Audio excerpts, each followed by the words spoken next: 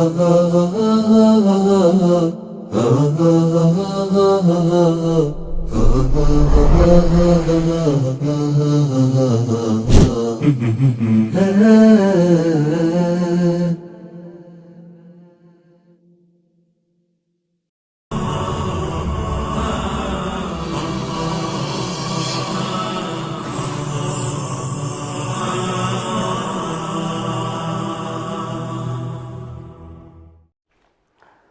الله الرحمن الرحيم. مشاهدينا الكرام متابعينا في كل مكان، أحييكم بتحية الإسلام الخالدة. السلام عليكم ورحمة الله وبركاته، وأسعد الله أمسياتكم وصباحاتكم بكل خير. حياكم الله وبياكم في هذه الحلقة الثانية الخاصة بتغطية الإعلامية لمشاريع جمعية كبيرية تراست، والتي تعنى بإغاثة إخواننا اللاجئين الإريتريين في شرق السودان والمناطق اللاجئين هناك. باسمكم جميعا دعوني ارحب من يصحبني في او بضيفي في هذه الحلقه، والذي يعني شرفنا في الحلقه الماضيه وهذه الحلقه، شيخي الشيخ محمد موسى ابو ياسر، ممثل جمعيه كبيرية تراست. حياك الله شيخ محمد. الله يحييك، اهلا وسهلا بك. الله يبارك شكرا فيك. لاستضافتكم في قناتكم الموقره. الله يسلمك، نحن اسعد. مشاهدينا الكرام ايضا دعوني باسمكم ارحب بمن يصحبنا في هذه الحلقة عبر الأقمار الصناعية. لدينا الشيخ عبد العليم إدريس. حياك الله شيخ عبد العليم. الله يحييك ويبقيك. حياك الله أخ أستاذ مهندس عبد الرحمن. الله يبارك فيك ويسلمك. حياكم الله جميعا. أيضا من بريطانيا الشيخ محمد جمعة أبو الرشيد، ينورنا واستضفناه في هذه الحلقة المباركة. حياك الله شيخ محمد. مرحبا، عليكم السلام ورحمة الله وبركاته. حياكم الله جميعا. مشاهدينا الكرام في هذه الحلقة الجميلة الماتعة نصحبكم بإذن الله في رحلة في هذه الأيام العشر المباركة، التي نسأل الله تعالى أن يتقبل منا منكم صالح الأعمال فيها يا رب العالمين. طيب مشاهدينا الكرام، بادئ ذي بدء، يقول الله تعالى في كتابه العزيز: ومن يعظم شعائر الله ذلك ومن يعظم شعائر الله فإنها من تقوى القلوب. صدق الله العظيم. مشاهدينا الكرام، تجري بنا سفينة الحياة لترسو بنا إلى أيام العشر من ذي الحجة، هذه الأيام المباركات التي بارك الله تعالى فيها وبارك في الأعمال التي تقام فيها. ومن هذا المنطلق يعني أقامت جمعية كبيرية تراست هذه الحملة الإغاثية الكبرى، حملة أضحيتك أجر وفرح. صحيح شيخنا؟ أضحيتك صحيح. نعم. أضحيتك أجر وفرح، والتي تتشرف قناة سلام بتغطية الإعلامية لهذه الحملة المباركة. دعوني قبل أن نبدأ في تفاصيل هذه الحملة يعني مشاهدينا الكرام نغوص وإياكم في أحكام العشر من ذي الحجة، وأخص بذلك أحكام الأضحية. ونسأل شيخنا الشيخ عبد العليم إدريس عن بداية، نريد أن نعرف ما هي الأضحية وما حكمها وما هي الأحكام المتعلقة بالأضحية. أولا السلام عليكم ورحمة الله وبركاته. هل أتحدث بالعربية أم أتحدث بالإنجليزية؟ إيش البرنامج؟ أنا ما أحد أخبرني. والله المجال مفتوح لك شيخنا، ولكن أنا ما عندي إشكال. نعم. الخيار لكم. نعم، بالتقريني مناسب، بالعربي مناسب، بالتقريني ممكن. تفضل. الحمد لله رب العالمين، والصلاة والسلام على أشرف المرسلين سيدنا محمد وعلى آله وصحبه أجمعين. قدمنا أول شيء إذا نقرزي ربي نعنا نعمه يبنا دلو الله تعالى ددليو نقر يفتر، ددليو نقر كغاب تدفتر ما يمرز. الله يختار ويخلق ويختار ما يشاء. فكابت دمرزو فطرات ابن آدم كون كله، وآدم عليه السلام كمون ذرياناته كم دماني أزا زمانات ويدماني بوتاتات كأرب مريضو كابتن بوتاتات مريض أن مكة نحج نقبر الله تكون كلا كم أون مساجد كالات الواجزي كحا كنا وحنا منتي أين ذكرون خون كل سبع يفضل كم فلسطين مسجد الأقصى وكم مسجد النبي صلى الله عليه وسلم.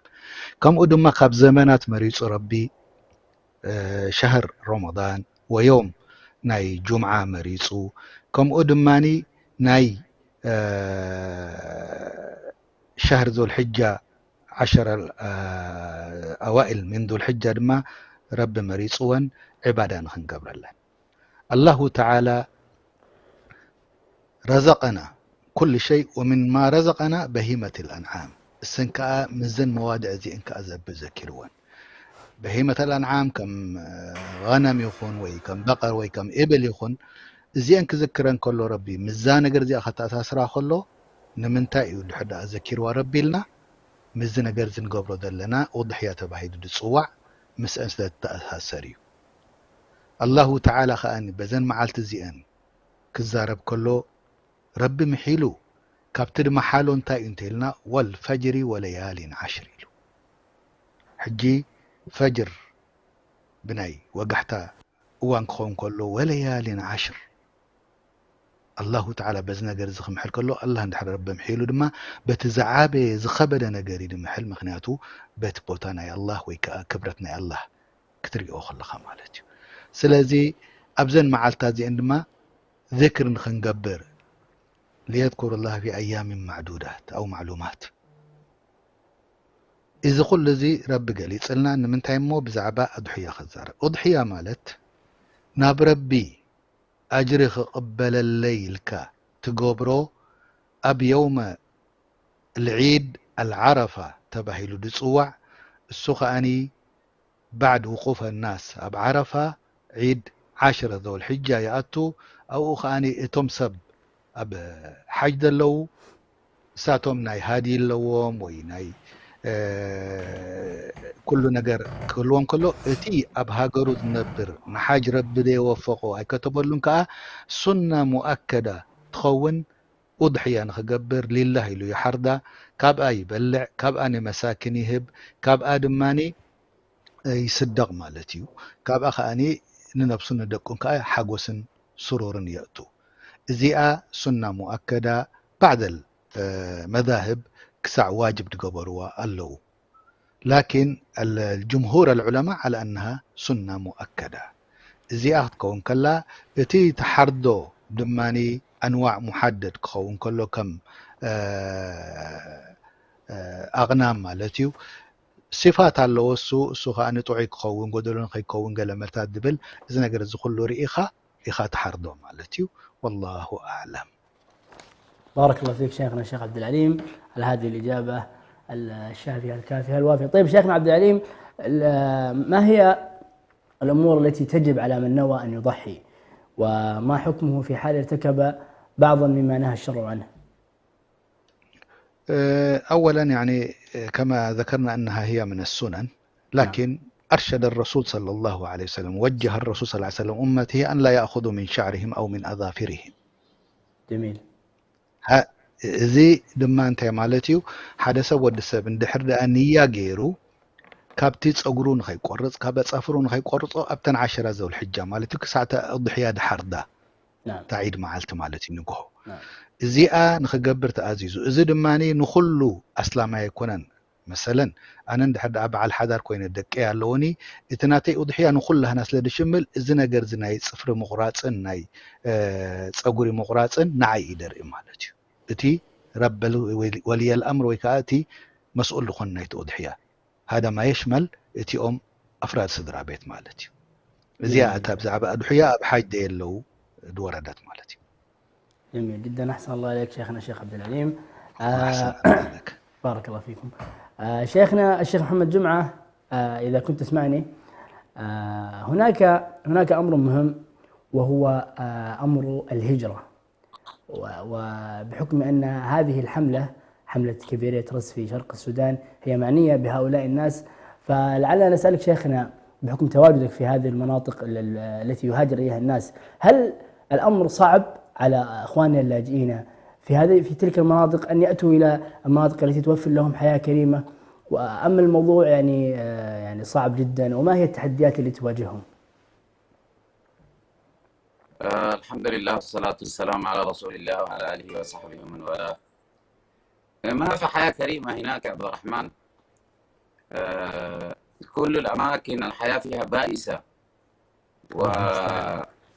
نعم للأسف هذا ابتلاء من الله سبحانه وتعالى، والناس الحمد لله رب العالمين تعيش بالأمل والصبر، ولكن هم في حاجة إلى عون شديد، وخاصة مؤسسة كبيرة هي تدعم الشرائح المعدمة تماما. يعني هي لا تعمل مع من يملك يعني شيء يأكله أو يشربه. هي عندما تذهب كبيرة إلى تلك المعسكرات، لجان المعسكر يعرفون بالضبط من الذي يملك لقمة يتعشى بها أو لا يملك. فهذه اللجان تدل كبيرة على أن هؤلاء الناس يعني ليس عندهم عشاء، ليس عندهم شيء يملكونه. فهي تعمل في هذه الطبقات المسحوقة والمقهورة والتي لا تملك شيء. ولذلك ما يعني الأمر كل الناس في كرب وبلاء، ولكن هذه الطبقات ممكن الأخ يعني أبو ياسر يشهد أن هناك ناس لا يذوقون اللحم أبدا، يعني أبدا ما يذوقون اللحم أبدا، يعني ما عندهم حلم به حتى عشان يأكلوه. لكن لما تأتي مؤسسة كبيرة مثلا وتذبح بقرة وتوزع قطع منها على هذه البيوت، ويشعر الطفل المحروم في هذا اليوم أنه جاءه شيء من اللحم فأكله، وبدل أن ربما يكون في هذه البيوت بيت واحد أو اثنين ربما يضحون وبقية الأطفال في هذا الحرمان. أنت يعني تصور كمية إدخال السرور على هؤلاء الأطفال وشعورهم بأنهم هم أيضا يستطيعون أن يأكلوا لحم وأن يتساووا مع الناس. هذه الحالة النفسية بالنسبة للطفل نحن نعرف تدمره نفسيا، تدمر مستقبله، أن يشعر هو محروم من أبسط الأشياء. هذا الحرمان يا إخوة يدمر جيل بكامله. القضية ليست قضية واحد أكل لحم أو ما أكل لحم، إنما هي قضية يعني طفولة محرومة، وأم تشعر بقلب مكلوم في هذا اليوم. ابنها لا يرتدي ملابس جديدة، لا يستطيع أن يسمع عوال الخروف أمام البيت. تعرف نحن لما كنا أطفال يا أخي عبد الرحمن، أنت يمكن ما عشت هذه الظروف، كان لما الوالد يربط الخروف أو شيء أمام البيت كنا طول الوقت نأتي كأنه عروس مدلل، يعني يأكله نشربه مش عارف إيش، مشغولين به طوال الأسبوع هذا حتى يتم ذبح هذه الأضحية. بل كنا نتفاخر مع الأطفال أنه خروفنا أقوى من خروفكم، خروفنا عنده قرون، فروخنا عنده. الطفولة ماذا تملك؟ الطفولة هنا تملك آيباد، تملك تلفونات، تملك كذا تملك كذا. ما الذي تملكه الطفولة في تلك المعسكرات البائسة غير أن يجد على الأقل يوم الفرحة خروف أو غنمة يضحي بها، أو على الأقل يجد قطعة لحم يأكلها. فهذه المؤسسات حقيقة تعمل في ظروف صعبة جدا، وهي تواجه تحديات عظيمة. ولما مثلا الأخ أبو ياسر أو غيره يذهب إلى هذه المعسكرات ويرى دموع الأطفال وحرقة الأمهات والقلب المنكسر للرجال، ما الذي ممكن أن يفعله الأخ وهو لا يملك الكثير؟ ولذلك هم يترجون رجاء، وهذا عيب علينا يا إخوة أن يتم يعني شحطة ورجاء وعطونا.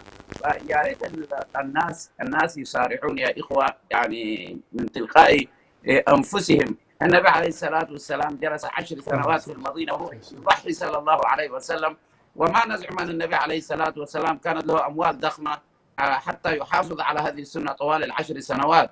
لكن النبي عليه الصلاة والسلام كما نعلم أحيانا كان لا توقد في بيته النار الشهر والشهران، ومع ذلك حرصه صلى الله عليه وسلم على هذه الأضحية.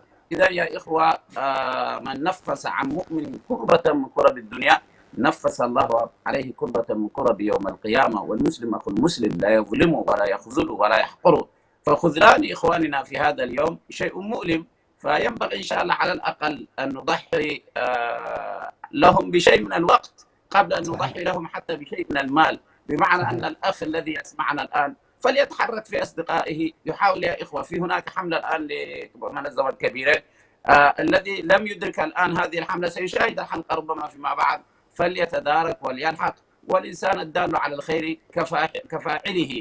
فإن شاء الله على الأقل الإنسان من نفسه وإخوانه يدعم ويسارع حقيقة، لأن هذا نتيجته إدخال سرور على أهل بيت من المسلمين. وأنتم تعلمون إدخال السرور على المسلم شيء عظيم في الدنيا والآخرة. فما أسعد قلب الإنسان إذا رأى إنسانا بعد كربة يتنفس، أو رأى إنسان بعد دموع يضحك، أو رأى إنسانا بعد كآبة تتهلل له الحياة. فينبغي إن شاء الله تعالى أناشد الأخوة جميعا أن نعين إخواننا في هذه الأيام العظيمة التي العمل الصالح فيها أحب إلى الله سبحانه وتعالى، وما في أفضل من إراقة دم في مثل هذه الأيام. فلنرق الدماء كأننا نفتدي أنفسنا كما افتدى الله سبحانه وتعالى سيدنا إسماعيل بكبش عظيم. فنحن أيضا الإنسان عندما يضحي كأنه يشتري نفسه، وهذا الفضل العظيم. إن شاء الله فلنعتق أنفسنا من النار ولنقف مع إخواننا وهم يعني نيابة عنا فتحوا صندوق نضع فيه الأموال، هم يأخذوها ويشتروا ويذبحوا. كم عسير يا إخوان. تخيلوا والله لو كان يا إخوة مفروض علينا الإنسان أن يأخذ أضحيته ويبحث لها عن فقير، يعني لو لم تكن هذه الأضحية واجبة أن نأكل منها ونتمتع، لو كان ربنا أوجب علينا أن نبحث لها عن إنسان معدوم في هذه الكرة الأرضية نبحث ونعطيه إياها، كنا سنتهافت على أبو ياسر ونقول له تعالوا نمسكه من يديه ورجليه حتى يقوم لنا بهذه المهمة. من تلقاء نفسه يأتي ويقول هناك إخوة لكم لا يجدون قطعة لحم، وأنا مستعد أن أوصل إلى هذه الأفواه هذه القطعة. فما أعظم هؤلاء الناس وجزاهم الله عنا خير. يعني الواحد يستحي منه وهم يراهم ليل ونهار يركضون من مكان إلى مكان. فإن شاء الله يا إخوة بارك الله فيكم، حقيقة أناشد هذه القلوب الطيبة الرحيمة الناس أن تبادر، وحتى اللي ضحى لنفسه ممكن أن يدفع خروف آخر إن شاء الله لهؤلاء الناس، وهو مأجور في هذا إن شاء الله. وبارك الله فيكم. أحسن الله إليك شيخ محمد أبو الرشيد على هذا الاستطراد الجميل وعلى هذا الربط الجميل، خصوصا يعني مسألة أن هؤلاء الإخوة ضحوا بأوقاتهم وأموالهم من أجل أن نوصل هذه التبرعات إليهم. كتب الله أجورهم. مشاهدينا الكرام، نذكركم بأنه يمكنكم التبرع لجمعية كبيرة عبر أرقام الحسابات الظاهرة أمامكم على الشاشة. نذكر أيضا بطريقة التبرع، وهي إما أن تتبرع بما تجود به نفسك، أو إذا أردت أن تضحي عن عائلة ما فالمجال مفتوح. هناك سعر الكبش أو عفوا سعر الغنم أو الخروف 150 جنيه استرليني، ولدينا البقرة الكاملة سعرها 500 جنيه استرليني، وإذا أردت السبعة من البقرة فالمجال مفتوح بقرابة 70 جنيه استرليني أو ما يعادله بالعملات الأخرى. مشاهدينا الكرام، دعوني باسمكم أيضا أرحب بشيخي الشيخ أبو حنيفة، والذي اصطحبنا قبل قليل عبر الأقمار الصناعية، فنرحب به جميعا. حياك الله شيخنا الشيخ أبو حنيفة.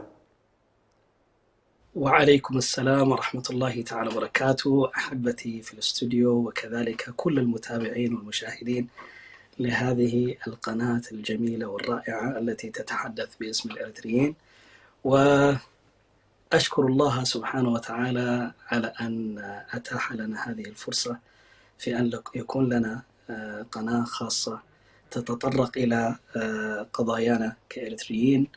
والحمد لله الذي أعان على تدشين هذه القناة قبل أيام قليلة لتصل كل بيت مهتم بقضايا الإريتريين.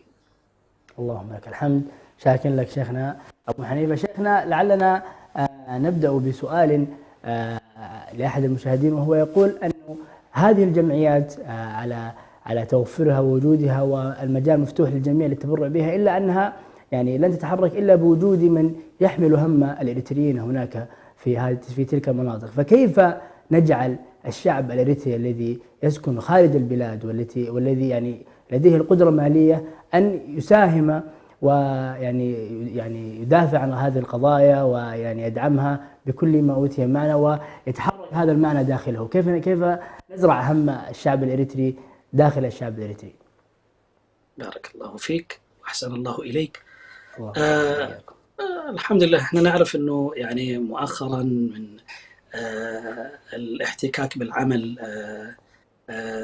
الدعوي والجهود التي تبذل من خلال الجمعيات الخيرية لسد حاجة المحتاجين من الإريتريين، أن المال عصب الحياة حقيقة يعني.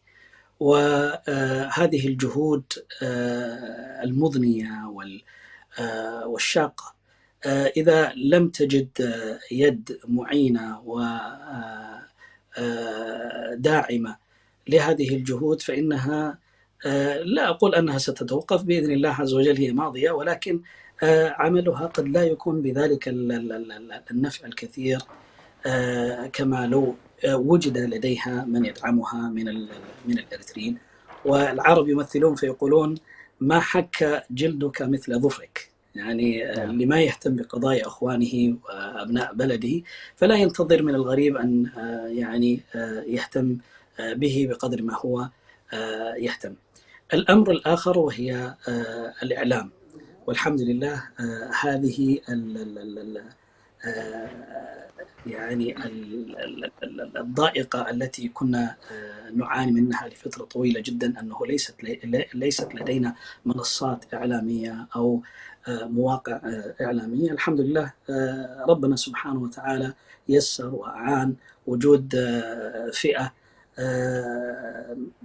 نيرة ومثقفة من أمثالكم تحمل عنا هذا العبء لتفتح الآفاق بيننا وبين كل شرائح المجتمع الإريتري المنتثر عبر العالم، لتكون بإذن الله عز وجل حلقة وصل يدلي من خلالها كل بدلوه، صاحب المال بماله، صاحب الفكر بفكره، الكل يدلي من أجل بإذن الله عز وجل أولا أن ينتشر الوعي بقضية الإريتريين، ثانيا لإشعال شعلة الاهتمام بقضايا الإريتريين. هذه الحماسة وهذا الاهتمام لا يكون إلا في وجود منصات مثل هذه المنصات. نسأل الله سبحانه وتعالى أن يبارك في الموجود منها، ونسأل الله سبحانه وتعالى أن يعين في أن تكثر بإذن الله عز وجل، فإن التنوع يعني يكون سببا بإذن الله عز وجل في تخفيف أعباء هذه المهام عن المنصات الموجودة، وتقاسم الأعمال كذلك فيما بينها بإذن الله عز وجل، فتخلق نوع من التنوع، تخلق نوع من التنافس بينها، فتصل بإذن الله عز وجل إلى أكبر قدر ممكن من شرائح المجتمع الإريتري. الجمعيات الخيرية، الجمعيات الخيرية الإريترية حقيقة هي مفخرة لنا، ومن يحتك بها أو من احتك بها يعلم يقينا مدى يعني جودة العمل الذي تقوم به، وهي لا تحتاج إلى مثل شهادتنا، فالحمد لله الواقع خير شاهد. ولكن أقل القليل مننا يعني كلمات قليلة مثل هذه التي تبعث في نفوس الأخوة نوع من الطمأنينة أنه وراءكم بإذن الله عز وجل حشد كبير من الأخوة الذين يقدرون هذه الأعمال والجهود التي تقومون بها. أحسن الله إليك شيخنا الشيخ أبو حنيفة، وبارك في علمكم. طيب مشاهدينا الكرام، دعوني أعود لضيفي الذي يصحبني في الاستديو الشيخ أبو ياسر. وشيخنا لعلنا يعني عندما نتحدث عن جمعية كبيرة فنتحدث عن صولات وجولات في مناطق اللاجئين الإريتريين. شيخنا لو تحدثنا عن صعوبة الوصول إلى تلك المناطق والصعوبات التي واجهتكم، حتى يعني يدرك المشاهد أنه هذه التبرعات تصل إلى مستحقيها، ولكن يعني يوجد مشاق ومتاعب، فما بالك بالناس الذين يعيشون في تلك المناطق تحديدا، يعني لكي يستوعب المشاهد ضرورة التبرع لهذه الجهات ولهؤلاء الناس. السلام عليكم ورحمة الله وبركاته. بسم الله والصلاة والسلام على رسول الله سيدنا محمد وعلى آله وصحبه أجمعين. اللهم صل وسلم. أولا أشكر قناة سلام لإتاحتها لنا هذه الفرصة الجميلة، وثم أشكر مشايخنا الشيخ أبو رشيد والشيخ أبو حنيفة والشيخ عبد العليم على يعني استجابتهم لنا وتواجدهم معنا في هذه القناة المباركة. الله. بالنسبة للصعوبات التي تواجهنا في المعسكرات هناك، الشيخ أبو حنيفة ممكن يعرف هذا الشيء، والشيخ أبو رشيد كان يعني ذهب، والشيخ عبد العليم صراحة صعبة جدا. سبحان الله كان معنا أحد الإخوة، طبعا كل سنة نحاول نذهب مع ضيوف لنا من بريطانيا. فمما يعني تعجبت منه أحد الإخوة قال: أنا كان الأفضل لي أن أذهب للحج مرتين ولا أجي هنا مرة واحدة لصعوبته، لأنه الشوارع يعني ليست مسفلتة، وبعد المسافة والحر الشديد. لذلك الناس طبعا ومسافات بعيدة، يعني أقرب مسافة ممكن في طبعا هي اللي هي نص ساعة، لكن في مسافة اللي هي أقرب منها اللي هي أبعد منها شوية تعتبر 3 ساعات. 3 ساعات، لكن أحيانا قد تصلها في مدة 4 ساعات. والإشكالية هنا إذا تعطلت السيارة أو العربة، فإذا سوف تنتظر هناك في نص الشارع، ليس لك من يسعفك، تنتظر إلى أن تأتي سيارة أخرى. فلذلك في صعوبة مبالغ فيها. يمكن أقول لك يعني أنا لو قلت يعني إنه الصعوبة يعني صعبة جدا للغاية. غير أنه لا يوجد استراحات في السفر، يعني لابد أنك تأخذ معك يعني المأكل والمشرب معك. شفت كيف المعونة بالضبط. فلذلك فيها صعوبة. وحتى لما تصل هناك يعني نفس الشيء، يعني برضو الناس هناك يعني سبحان الله في وضع يعني مأساوي. صدقني زي ما ذكر شيخنا أبو رشيد، الوضع هناك أصعب مما نتصور. يعني مهما تحدثنا عنه فلا يوجد هناك كلمات تصف وضعهم المأساوي، لأن هناك إشكالية. كلما تذهب هناك تسمع قصة جديدة وقصة واقعية حقيقية، يعني لا يؤلفون القصص والله. لأنه يعني سبحان الله واحد من الإخوة هناك يعني طلق زوجته. لماذا؟ هل لأنه في مشكلة مع زوجته؟ لا أبدا والله، طلقها حتى يقوم على رعاية أخيه المتضرر اللي هو يعني عنده فقد بصره. فقال ما أستطيع أن يعني أوفر بين الاثنين، لأنه العمل هنا ما أستطيع، فأظلمها بدل أن أظلمها معي، فالأفضل أن هي تذهب عند أهلها، وأنا ليس لي يعني أخي هذا ليس له أحد غيري، فلا بد أنه أراعي. فهذه هي يعني أحد القصص البسيطة جدا. وتجد يعني هناك يعني في منطقة عبودة لما سألنا أحد الأخوات يعني والدتها مريضة، فتقول أنا أنتظر بس متى تتوفى والدتي، لأنه لا يوجد لي، ما عندي فلوس حتى أذهب عشان أعالجها. علاجها في الخرطوم، فعشان تذهب إلى الخرطوم كم ساعة؟ 8 ساعات، فما عندنا مواصلات، ما تستطيع هي أن تقعد 8 ساعات في السيارة. فقصص طبعا يعني كثير جدا لو سردنا القصص، لكن الوضع هناك يعني صعب جدا. نحن الآن عنوان حلقتنا أضحيتك أجر وفرح. فأنا أقول لمشاهدين الكرام ومشاهدات الفرح، يعني ممكن البعض يفسرها فرح أن هم هناك يفرحوا، والله قبلهم اللي يفرح الذي يعطيهم، لأنه يرى الفرحة في وجوههم فيفرح هو قبل ما يعني أكثر ما هم يفرحوا. صحيح. لأنه يعني أحسست أنك أنت أدخلت السرور في هؤلاء الأطفال، أدخلت السرور في هذه الأم المسكينة. شفت كيف؟ فلذلك يعني أضحيتك أجر وفرح. فهذا عنوان يعني الحمد لله قد نكون وفقنا في هذا. الشيء الآخر ذكروا يمكن الشيخ كذلك أبو رشيد، إن نجمع التبرعات هذه من أصعب الأمور. ولذلك أنا في بعض الأحيان أنا أقول لهم للإخوة يعني في المساجد، والله لو كان لي ما كنت ألحيت عليكم، لأنه تخيل تروح المسجد المرة وأنت تستحي وتقول يا أخي الآن كمان حيقول هذا جاء يطلب فلوس ثمار. فمن أصعب الأمور أنك أنت تسأل الناس. صحيح. فتخيل أنك أنت بس أنك تسأل الناس عشان أناس آخرين، فهي يعني مسألة ليست بالسهل. صحيح. لكن لأن نحن نبتغي رضا الله سبحانه وتعالى والأجر من الله سبحانه وتعالى، ونعرف أن هناك ناس خيرين، فلذلك نحن يعني لا نيأس ولا يعني نكل ولا نمل.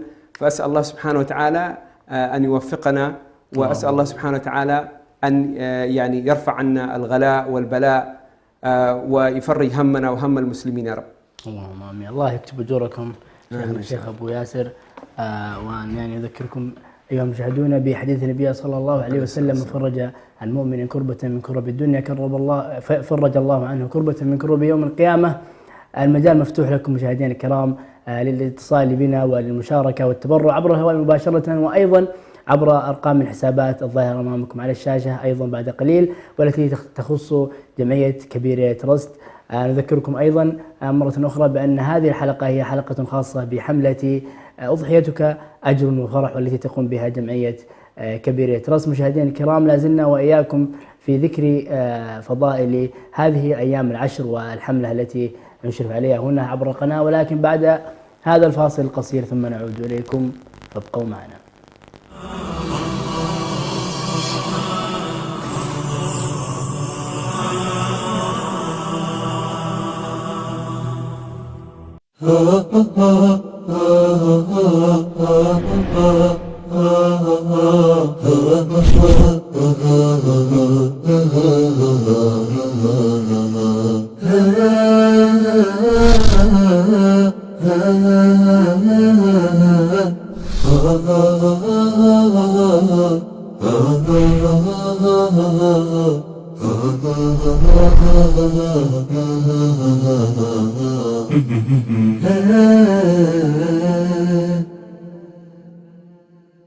السلام عليكم ورحمة الله وبركاته. ساهم معنا في مشروع أضاحي اللاجئين الإريتريين في شرق السودان وإثيوبيا واليمن، واجعل أضحيتك للأيتام والفقراء والمساكين تطعم بها جائعا وفقيرا، وتدخل على نفوسهم فرحة العيد. أضحيتك أجر وفرح. قيمة الأضحية $180 للخروف و$540 للبقر. للتبرع يمكنكم زيارة موقعنا www.kabiratrust.org.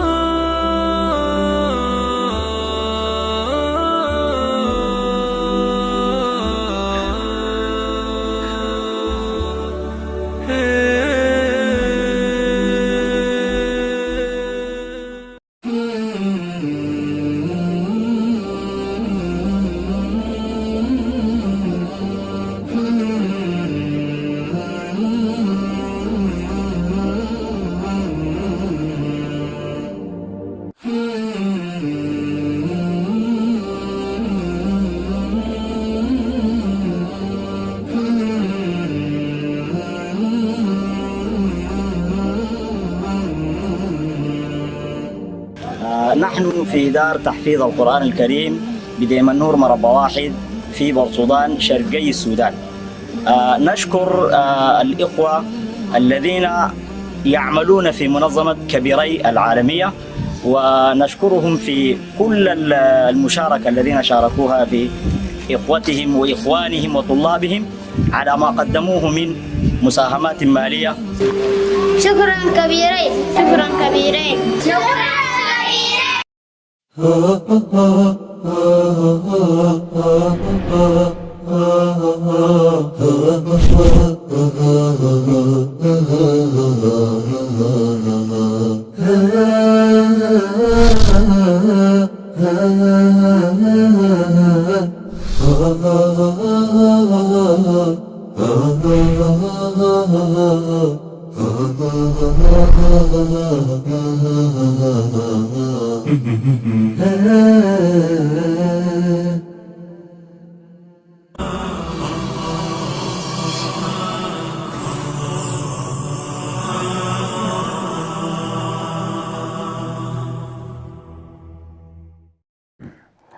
حياكم الله مشاهدينا الكرام الأفاضل في هذه الحلقة الخاصة بحملة أضحيتك أجر وفرح، والتي تقوم بها جمعية كبيرة تراست، هذه الجمعية المختصة بشؤون اللاجئين الإريتريين الموجودين في مناطق اللاجئين من شرق السودان وجيبوتي واليمن. مشاهدينا الكرام، نذكركم أننا في صدد استقبال لمشاركاتكم عبر الأرقام الظاهرة أمامكم على الشاشة، وأيضا عبر تعليقاتكم سواء في صفحتنا على الفيسبوك، وأيضا في بثنا المباشر عبر قناتنا في اليوتيوب شبكة سلام الإعلامية. باسمكم جميعا أجدد الترحيب بضيوفي الكرام والمشايخ الأفاضل، وأبدأ بمن يصحبني عبر الأقمار الصناعية الشيخ أبو حنيفة، ولدينا الشيخ أيضا عبد العليم إدريس، والشيخ محمد جمعة أبو رشيد، وأيضا ممثل جمعية كبيرية ترست والذي يصحبني هنا في الاستديو الشيخ محمد موسى أبو ياسر. حياكم الله جميعا وبياكم. طيب مشاهدينا الكرام، هناك يعني أمر مهم، وهو أن هذه المشاكل، ودعوني يعني أطرح هذا السؤال على شيخنا الشيخ أبو حنيفة. هذه المشاكل التي يعني يعاني منها شعبنا الإريتري في تلك المناطق، هل يوجد لها حلول يا شيخنا أبو حنيفة؟ يعني ما هي الحلول الجذرية التي ممكن ممكن نطرحها على هؤلاء الناس الذين يعيشون هذه المعاناة، وممكن أن تكون بمثابة عون لهم؟ الحمد لله والصلاة والسلام على رسول الله وعلى آله وصحبه ومن والاه. حقيقة أنا من وجهة نظري أنا أغبطهم. يعني قد يكون الأمر غريبا، يعني حقيقة أنه كيف تغبطهم، وكثير من الناس يظنون بأنهم هم أسوأ حالا مننا نحن، والحقيقة هي خلاف ذلك. هذه الدنيا لا تساوي عند الله سبحانه وتعالى جناح بعوضة، وما حرمهم الله سبحانه وتعالى ما عليه كثير من الناس في أماكن شتى إلا لقربهم منه، والله سبحانه وتعالى غيور، والله سبحانه وتعالى اصطفاهم لنفسه. وهذا ليس يعني تثبيطا لهممنا، وليس المقصود بها حتى نلقي الأعباء من كاهلنا ونسترخي ويعني يصيبنا نوع من الفتور. لا، تغيير الواقع أمر ضروري. وإذا كان هذا الذي يعني أصابنا في جزء مهم جدا من يعني أبناء مجتمعنا الذين آل بهم المآل إلى هذه الأوضاع التي طال بها الزمن، حقيقة يعني قرابة يعني 40 سنة وما هو فوق ذلك حقيقة، يعني في مثل هذه المعسكرات. هذا إذا كان هذا هو قدر الله سبحانه وتعالى، فنحن مأمورون من الله سبحانه وتعالى بأن نحارب القدر بالقدر، وأن نرفع يعني هذه المعاناة ب يعني فعل كل ما هو ممكن من تغيير هذه الأوضاع التي نعاني منها كلنا حقيقة، ليس فقط الأخوة اللي موجودين أو العوائل اللي موجودة أو الأسر اللي موجودة في المعسكرات المترامية الأطراف أو متعددة البيئات المختلفة، سواء كان في شرق السودان أو المعسكرات التي أقيمت يعني بعدها في جيبوتي أو اليمن وغيرها من الأماكن. أقول أن هذا جزء من مسؤولياتنا نحن الذين يعني في الخارج. صاحب القلم يجاهد بقلمه، صاحب المنصة الإعلامية والقنوات المفتوحة التي تبث عبر الأثير من خلال عملهم، صاحب المال بماله. الله سبحانه وتعالى يبتلي الجميع، يبتلينا كلنا. فتغيير هذا الواقع، أنا يعني الإسلام يعلمنا التفاؤل، لأنه يعني هذا الأمر لن يدوم، يعني دوام الحال من المحال.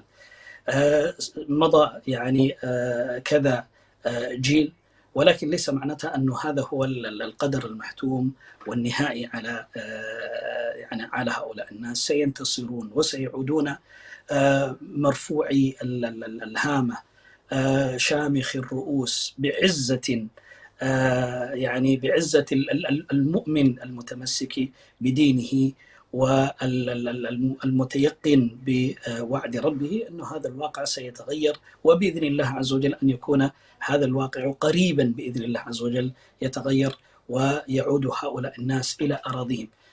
كثير من الناس يظنون أنه الناس اللي موجودين في هذه المعسكرات هم فقراء و يعني معدومين قبل أن يصل بهم المآل إلى ما هم عليه الآن. يا أخي كثير منهم كانوا أصحاب مزارع، أصحاب أملاك، كانوا أغنياء، ولكن ابتلانا الله سبحانه وتعالى وابتلاهم الله سبحانه وتعالى بما يعني آل به حالنا إلى الواقع الذي نراه الآن. نحن متفائلون بإذن الله عز وجل، وهذا التفاؤل لا يكفي فقط يعني كتفاؤل المتواكل الذي لا يفعل شيء. نحن بإذن الله عز وجل مسؤولون من خلال المواقع التي نحن فيها أن يعني نفرغ الوسع في تغيير ما يمكن تغييره من خلال ما لدي من أدوات. فأنا يعني أرجو بإذن الله عز وجل أن يكون هذا الأمر قريبا بإذن الله تعالى، ونحن نرجو ذلك أيضا. شيخنا شيخ أبو حنيفة أحسن الله عليك. طيب مشايخنا الكرام وضيوفنا الأفاضل، دعونا أيضا نعود إلى ضيفنا الشيخ عبد العليم إدريس. شيخنا هل أنت متواجد معنا؟ اي نعم يا اخي. نعم. بارك الله فيك. فيك. الله عليك شيخنا. طيب شيخنا الفاضل، هذه الجمعيات وهذه المنظمات التي تقوم على إغاثة إخواننا في كل مكان في هذا الأرض تحتاج إلى بعض التوجيهات وتحتاج إلى بعض النصائح، خصوصا من وجهة نظر شرعية. فما هي المحفزات وما هي النصائح والتوجيهات التي يعني قد يعني تساعد تلك المنظمات على تحفيزهم وأداء عملهم ومهامهم التي هم يقومون بها والتي يشكرون عليها بالتأكيد على أكمل وجه؟ الحمد لله رب العالمين، والصلاة والسلام على أشرف المرسلين سيدنا محمد وعلى آله وصحبه أجمعين.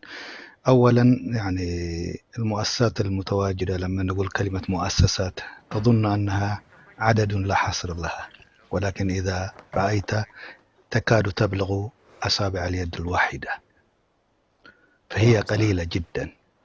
أي نعم. ولا تغطي ربما 10% من الاحتياجات، حتى ما تصل إلى هذا. أنا أكون بالغت جدا إذا قلت 10%. صحيح.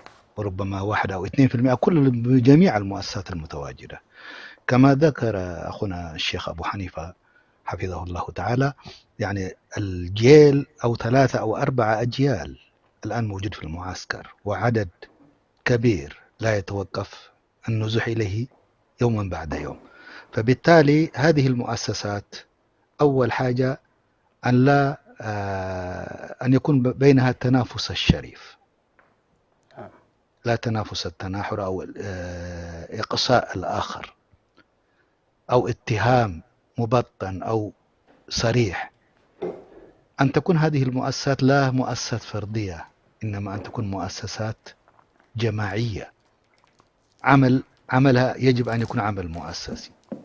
إذا ذهب أبو ياسر أو إذا ذهب سلطان عمر أو إذا ذهب فلان وعلان، يعني عندنا الآن الإيثار قائمة، يعني شخص واحد دائما معروف لديها، كبيرة أبو ياسر كل يوم نراه، إيريهوب أستاذ حامد الحج، وسنابل السلام أو كذا في شرق أفريقيا أخونا إدريس لهذا، يعني معدودين. هؤلاء الأشخاص لو انزاحوا عن هذا العمل ما مسيرهم هذه المؤسسات.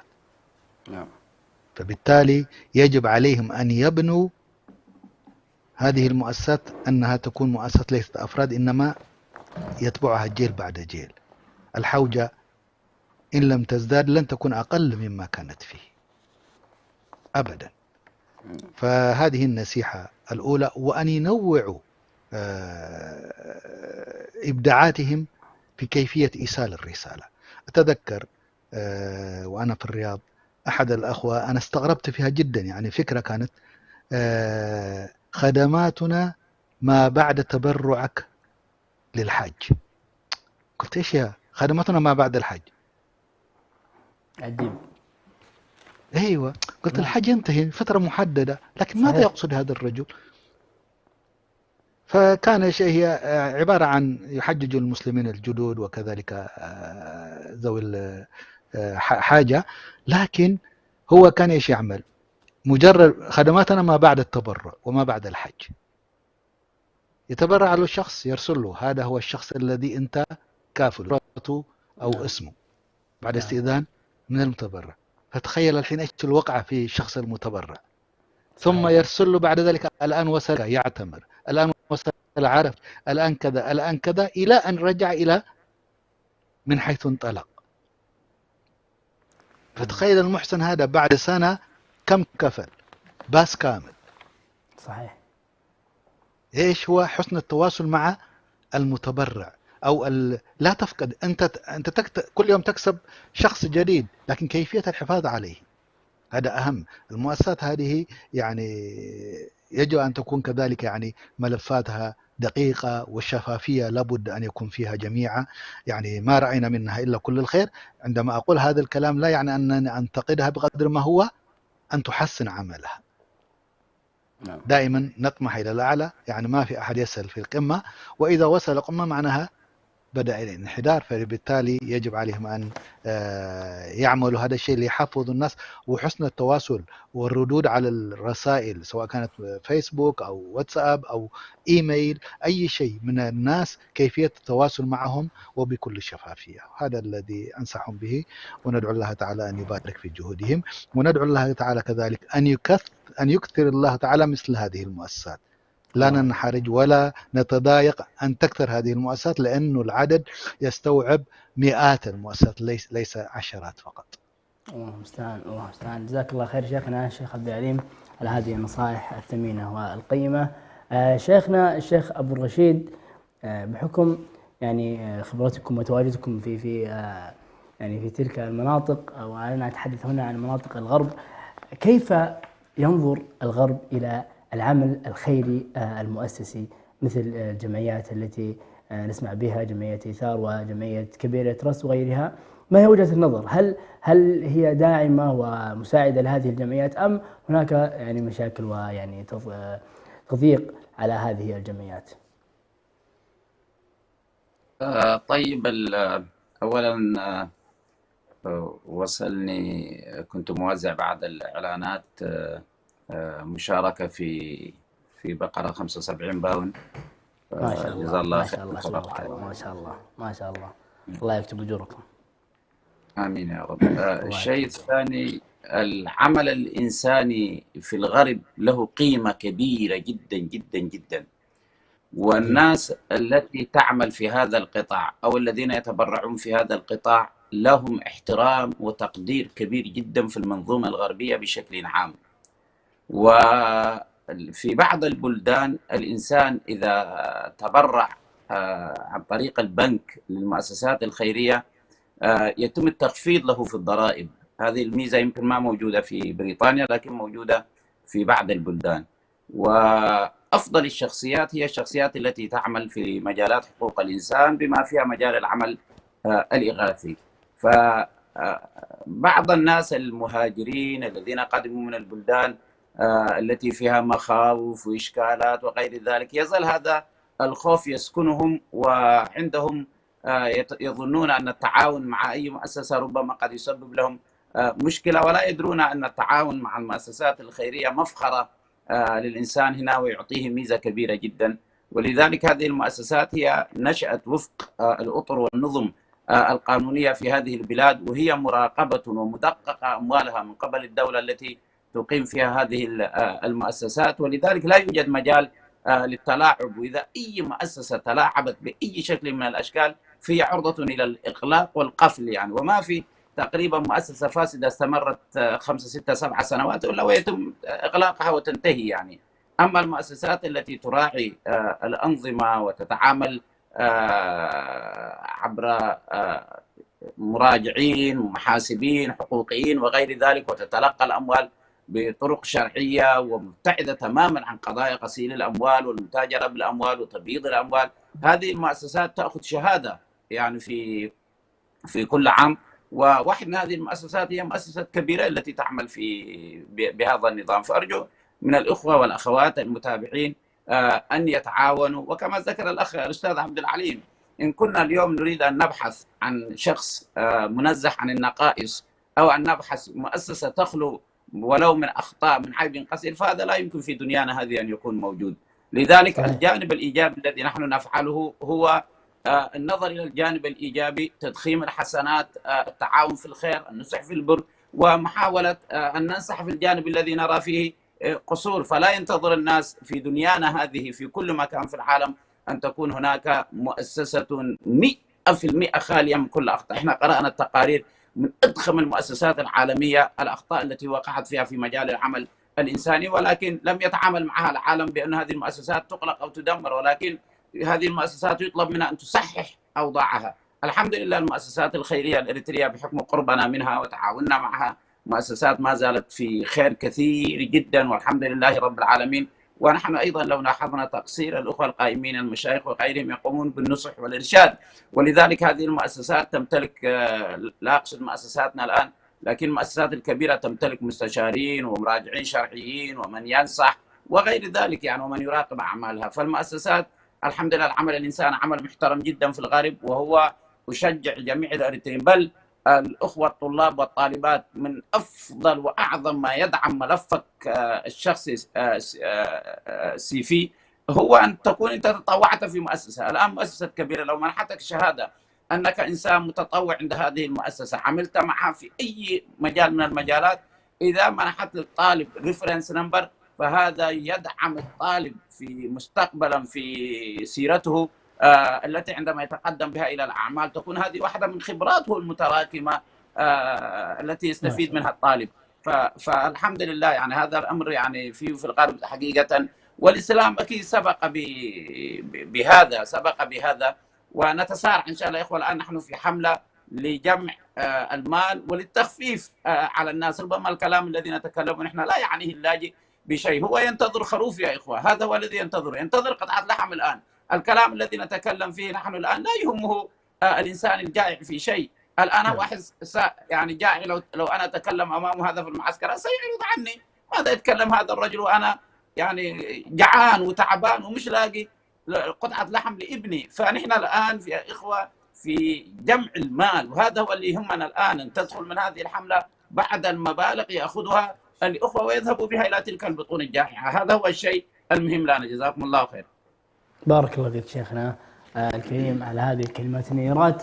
وأيضا مشاهدينا الكرام أذكركم أيضا مرة وثالثة وعاشرة بأننا في صدد استقبال لمشاركاتكم وتبرعاتكم، سواء عبر رقم القناة الظاهر أمامكم على الشاشة، رقم منظمة كبيرية تراست، أرقام حسابات منظمة كبيرية تراست والتي يعني هي يعني موثقة ومضمونة إن شاء الله 100% لكي تصل لتبرعاتكم كاملة على أكمل وجه إلى مستحقيها في مناطق اللاجئين الإريتريين.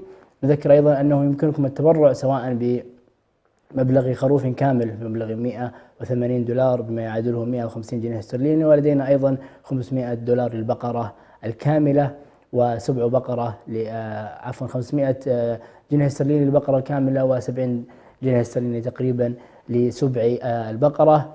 يعني نأمل من الله بإذن الله أن نحققها يعني مبلغا كبيرا لكي يصل إلى مستحقيه. كما ذكر المشايخ الكرام أنه هذا يعني وإن كثرت هذه التبرعات فهي لا تصل حتى إلى 10% كما ذكر الشيخ عبد العليم، وإن قلنا هذا الرقم فنحن نبالغ، يعني 10% رقم قليل جدا ومع ذلك نحن نبالغ به، وهذا يدل على أنه هذا الرقم أو رقم الناس الذين يحتاجون إلى هذه التبرعات كبير جدا. فأوهب إخواني وأخواتي وآبائي بالتبرع وأضر التبرع. طيب شيخنا دعونا نعود إليكم أبا ياسر. ولدينا هنا صدد قليلا لدينا مشاركة من أحد الإخوة ولعله يعرفك جيدا ولا أعلم من هو صراحة، ولكن سأل سؤالا ويقول دع الشيخ أبو ياسر يتحدث عن مرضه في آخر سفرة سافرها إلى تلك المناطق، فأنا بواجب أن أسألك هذا السؤال، فعلك تحكي لنا هذه القصة. سبحان الله. طبعا بالرغم أنه مش أول مرة، لكن المرة الأخيرة تعبت جدا، يمكن ما حد يعرف إلا المقربين يعني. كانت رحلتي هي قبل رمضان، بحيث كنا رايحين نوزع سلات رمضانية، وكان عندنا برضو عملية عيون، تقريبا 40 شخص. فإذا بي أول ما وصلت كسلة حسيت بتعب، يعني كان عندي مشكلة في الإسهال. فعلى العموم تحملت اليوم الأول. في اليوم الثاني وجدت أنه يعني تعبت كثير، ما استطعت أن أتحرك، وذهبنا إلى العيادة هناك. ففي العيادة سبحان الله يعني قال أنه أنت عندك جفاف، يعني عندك مشكلة، يعني ما عندك سوائل في جسمك يعني. فالمهم سبحان الله أعطاني بعض الأدوية ويعني ونمت شوية يعني هناك يمكن لمدة تقريبا نص يوم، وذهبت إلى البيت فحسيت يعني بنوعا ما تحسن. فقلت الحمد لله. فكان عندنا رحلة إلى معسكر عبودة، فالإخوة اللي معايا قالوا لا ما ينفع تمشي وأنت بهذه الحالة يعني. فتأجلت لليوم الثاني. فاليوم الثاني وجدت نفسي ما أستطيع أصلا يعني إني يعني ما قادر أكل، ما في شهية إني أكل، وعلى طول في مغص وإسهال، يعني كل شوية تروح الحمام ومشكلة ما في شيء يعني في الجسم. فاضطريت إنه أرجع للخرطوم من غير ما يعني أنفذ أي مشروع. وحتى الإخوة يعني الضيوف اللي كانوا معايا نفذوا مشروعين تقريبا في كسلة في اليومين اللي جلسناها. فثالث يوم يعني اضطرينا أن نرجع للخرطوم. قلنا لعله هناك يعني الوضع يكون أحسن، لكن وجدت نفسي أنه يعني كنت صراحة قلت سبحان الله، اللهم لك الحمد والشكر. يعني نحن أو أنا مثلا كان عندي خط الرجعة إني أستطيع أن أرجع إلى بريطانيا وأعالج نفسي، فما بالك بهؤلاء الناس اللي هناك يعني لا يجدون يعني لا دواء ولا حتى طبيب. شايف يعني أنت لما تشوف الوضع يعني وضع مأساوي على فكرة، يعني صعب جدا. سهل انك تحكيه لكنك تعيش الواقع هناك يعني ما اصعبه يا اخي. فلذلك يعني زي ما قال شيخنا ابو حنيفه، هو صحيح ابتلاء لهم ولعلهم هم يعني الحمد لله يعني يجرون على هذا الشيء، لكن ما هو واجبنا نحن. طيب انا سبحان الله من فتره الى فتره اتذكر يعني اللي هو يعني حديث الرسول عليه الصلاه والسلام يقول من بات امنا في سربه معافا في بدنه عنده قوت يومه فكأنما حيزت له الدنيا. الناس هذول سبحان الله يعني لا عندهم يعني مكان آمن يباتون فيه، لا عندهم مثلا قوت يومهم، يعني لو حصلوا حقة اليوم هذا يعني ما شاء الله تبارك الله. شايف كيف؟ والصحة يعني إذا ما في أكل معناها هنا تأتي الأمراض، هنا تأتي المشاكل. والمشكلة أنك أنت ما تعالج نفسك من مرض واحد فيأتيك المرض الثاني والثالث. فيعني كم رأينا هناك تعبوا يعني أصبح عندهم مرض نفسي بسبب أنه تخيل أنت عندك ابنك وما تعرف تعالجه، تخيل أنه في عندك زوجتك وما تعرف تجيب لها الدواء. فإيش اللي يحصل عندك من ضيق النفس؟ في النهاية تصل إلى مرحلة نفسية بتتعب، لأنك أنت عاجز عن أنك أنت ابنك هذا، أنك زي ما ذكر الإخوة الشيخ أبو رشيد، تخيل أنت ابنك الأطفال كلهم يفرحون في العيد بملابس العيد بالأكل والحلويات، بينما ابنك أنت في هذا المكان لا تستطيع أن يعني ترسم الفرحة في وجهه. فلذلك يعني احنا قلنا أضحيتك أجر وفرح.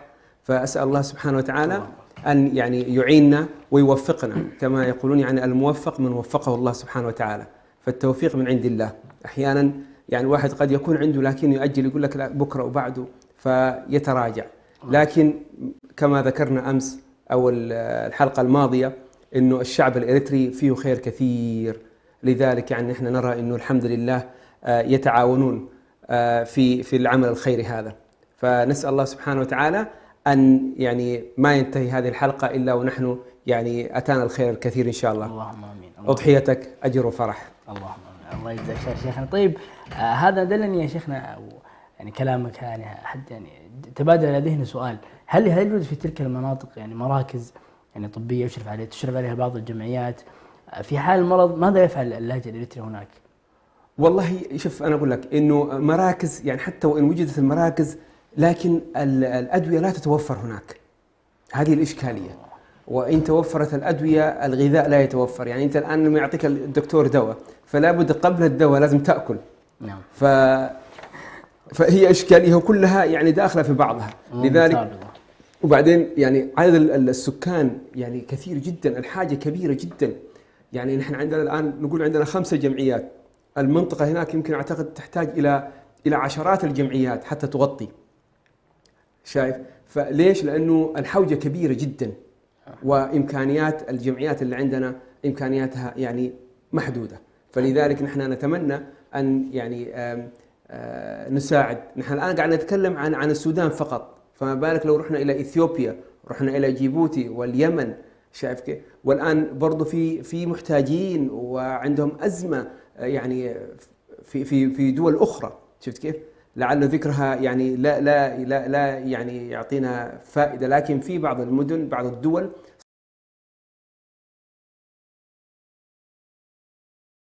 لذلك نتمنى إنه الإخوة يبادروا. بعدين في نقطة أخي عبد الرحمن، إنه هؤلاء الناس هل هم يحتاجون فقط في رمضان وفي الأضاحي؟ على طول السنة هم يحتاجوا. صحيح. لكن كيف يعيشوا؟ طيب والله يعيشوا على اللي ربنا معطيهم، يعني اللي هو بالعدس. يعني لذلك أكثر الأحيان الجمعيات يعني لما نجي نوفر لهم السلة الغذائية، لما تقول يعني هي عبارة أكثر حاجة يركزوا عليها هي الدقيق. نعم. الدقيق هذه يعملوا منها إيش؟ العصيدة، يعملوا منها الخبز، يعملوا منها الإنجيرة. شايف كيف؟ فيستخدموها أكثر من وسيلة. يعني يعني إحنا ممكن الواحد يقول عندنا بنفطر ونتغدى ونتعشى.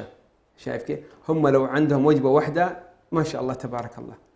فلذلك يعني الوضع هناك حتى كما ذكرت يعني الحلقة الماضية أن عندما نقول معسكرات ومخيمات الاسم كبير جدا.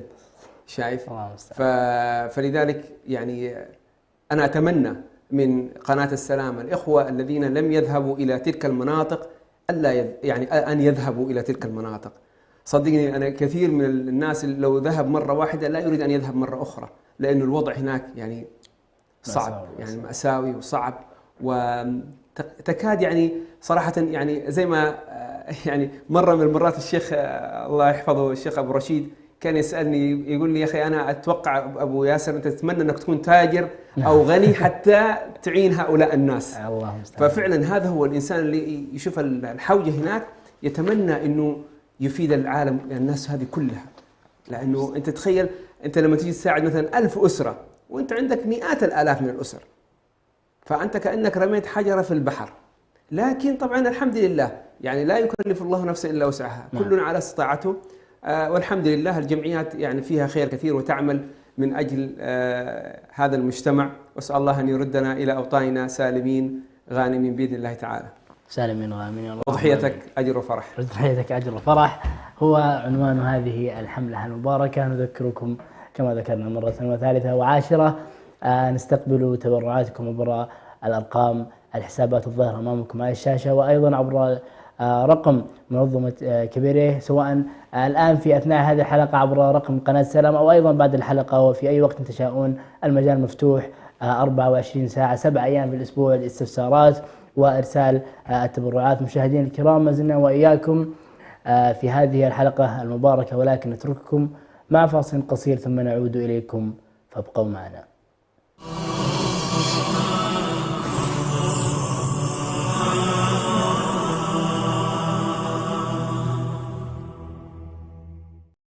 السلام عليكم ورحمة الله وبركاته. ساهم معنا في مشروع أضاحي اللاجئين الإريتريين في شرق السودان وإثيوبيا واليمن، واجعل أضحيتك للأيتام والفقراء والمساكين تطعم بها جائعا وفقيرا وتدخل على نفوسهم فرحة العيد. أضحيتك أجر وفرح. قيمة الأضحية $180 للخروف و$540 للبقر.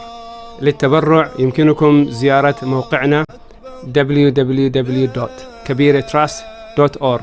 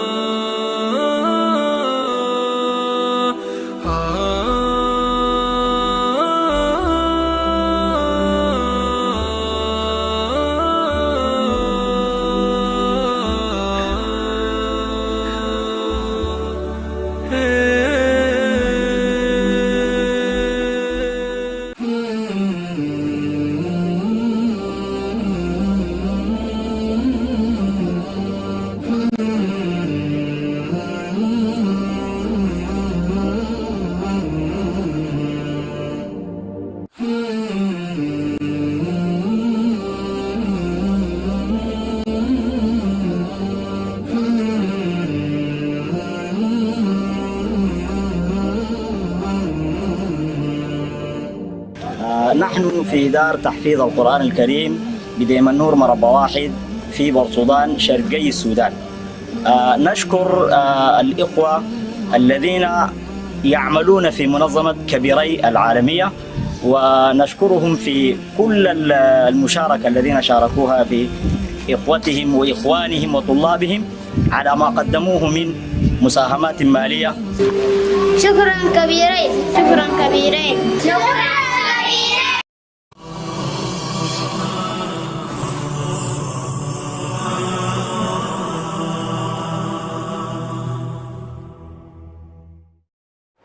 مشاهدينا الكرام، متابعينا الافاضل، حياكم الله وبياكم بعد هذا الفاصل القصير. نذكر بعنوان حلقتنا لهذه الحلقة الثانية من تغطيتنا لحملة أضحيتك أجر وفرح، والتي تقوم بها وتشرف عليها منظمة كبيرية ترست، والذي شرفنا ممثلها الشيخ أبو ياسر الشيخ محمد موسى. حياك الله محمد موسى من جديد. مشاهدينا الكرام، دعونا أيضا نرحب بضيوفي الكرام الأفاضل الشيخ عبد العليم والشيخ محمد جمعة أبو الرشيد وشيخنا الشيخ أبو حنيفة. حياكم الله جميعا وبياكم. ومرة ثانية نذكر بأننا في صدد استقبال مشاركاتكم واتصالاتكم سواء عبر أرقام منظمة كبيريه للاستفسارات والتبرع المباشر لهم، وأيضا المشاركة عبر البث المباشر هنا وإعلان التبرع أمام السادة المشاهدين، وأيضا أرقام الحسابات لمنظمة كبيريه متواجدة أمامكم أيضا على الشاشة لكي تتبرع مباشرة. لسعر الكبش 150 باوند 150 جنيه استرليني، سعر البقرة الكاملة 500 جنيه استرليني، سبع البقرة مبلغه 70 جنيه استرليني.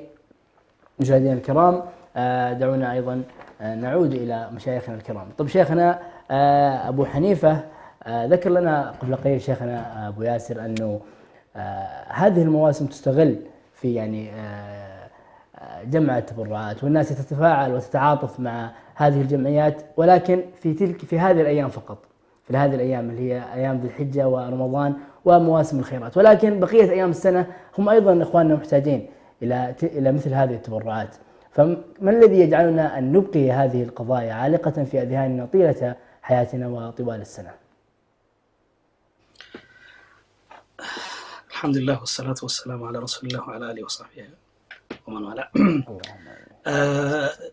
من يقرأ القرآن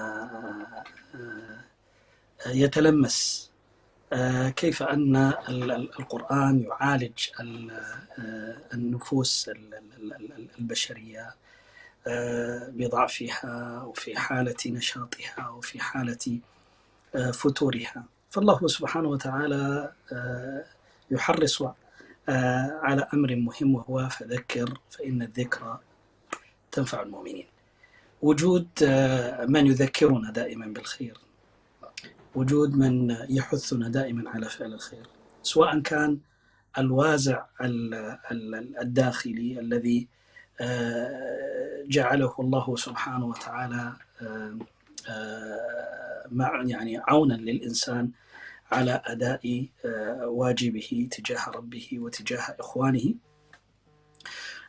أو كذلك في الحديث الذي ذكر فيه النبي صلى الله عليه وسلم أن العبد تتجاذبه قوتان، قوة الخير وقوة الشر. قوة الخير الممتثلة بالملك. طيب، إن للملك لمة وللشيطان لمة، ولمة الملك أمر بالمعروف والأمر بالمعروف وتذكير به. أمره بالمعروف هذا الوازع الداخلي الذي سبحان الله يمارسه معنا الملك، الذي هو دائما معنا، كما أن هنالك شيطان يزين المساوئ، فهذا الملك دائما يذكر بما وعدنا الله سبحانه وتعالى جزاء للأعمال المحبوبة إليه. فهذا الملك يزين هذا العمل الخير ثم يذكرك بوعد الله سبحانه وتعالى. هذا كذلك دافع على الاستبصار والتنبه ثم بعد ذلك يعني الوثبة لعمل يعني ما يحبه الله سبحانه وتعالى في كل وقت وفي كل حين وعند كل واجب يلزمه الدين. ثم بعد ذلك وجود مثل هذه المنصات الإعلامية الإسلامية التي يعني تنشط الناس وتشحذ الهمم وتبصر الناس بواجباتهم. لا حرج أن نقول فرضا على سبيل المثال أنه والله حينما يكون الإنسان في يعني جماعة من إخوانه يجد في نفسه النشاط لفعل الخير، هذه طبيعة بشرية. المهم أن لا يكون هذا رياء، المهم أن لا يكون يعني فعل هذا من أجل يعني المدح ويعني التسميع، ولكن إذا كانت نيته صافية فهذه طبيعة بشرية. ثم أن هذه المواسم، يعني موسم يعني آخر السنة، موسم يعني ذو الحجة والعشر الأيام الفاضلة، هي دائما يعني تجدد في قلب الإنسان الإيمان يخلق كما يقول النبي صلى الله عليه وسلم في قلب أحدنا كما يخلق الثوب البالي، يعني فنجدده في مثل هذه المواسم.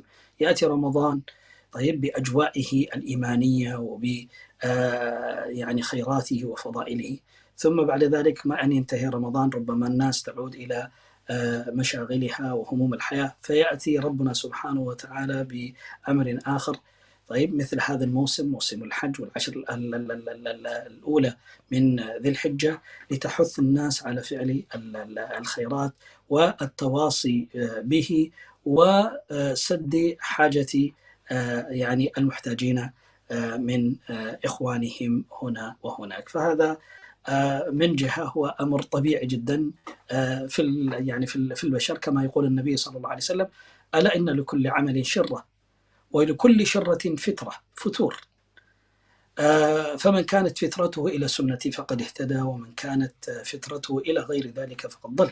فالفتور أمر حتمي لازم، وهذا يؤكد عليه شيخ الإسلام ابن تيمية رحمه الله تعالى أنه السالك في يعني طريق الجنة طيب يفتر، كل عبد مهما كان طيب لابد أن يصاب بنوع من الفتور، ولكن مكوثه في حالة الفتور هذه كم يبقى طيب لفترات طويلة، هل يعني تنزلق به رجله إلى أن يعني يخرج عن دائرة السنة التي ذكر النبي صلى الله عليه وسلم أن الفتور أمر طبيعي، فمن كانت يعني فترته في يعني على مقتضى سنة النبي صلى الله عليه وسلم دون أن، فهذا ما زال على خير.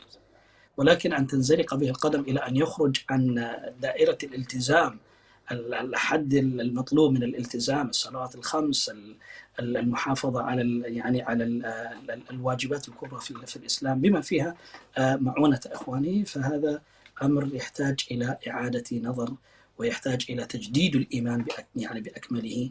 أما بالنسبة للفتور أمر قد يكون طبيعيا من طبيعة البشر. نسأل الله سبحانه وتعالى أن يثبت أقدامنا على طاعته وأن يثبت قلوبنا على السير على انتهاج شرعه ودينه والتزام سنة نبيه صلى الله عليه وسلم.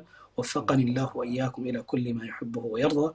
أسأل الله سبحانه وتعالى بمنه وفضله وكرمه أن تكلل هذه يعني الأمسية بالنجاح والتوفيق، وأن يوفق إخواننا في مؤسسة كبيرة للوصول إلى الغاية التي يصبون إليها. وأحث إخواني كل من يستمعون بإذن الله عز وجل سواء معنا عبر الأثير الآن أو الذين يتابعون هذه الحلقة في الإعادة أن يعني يهبوا في هذا النداء وفي هذه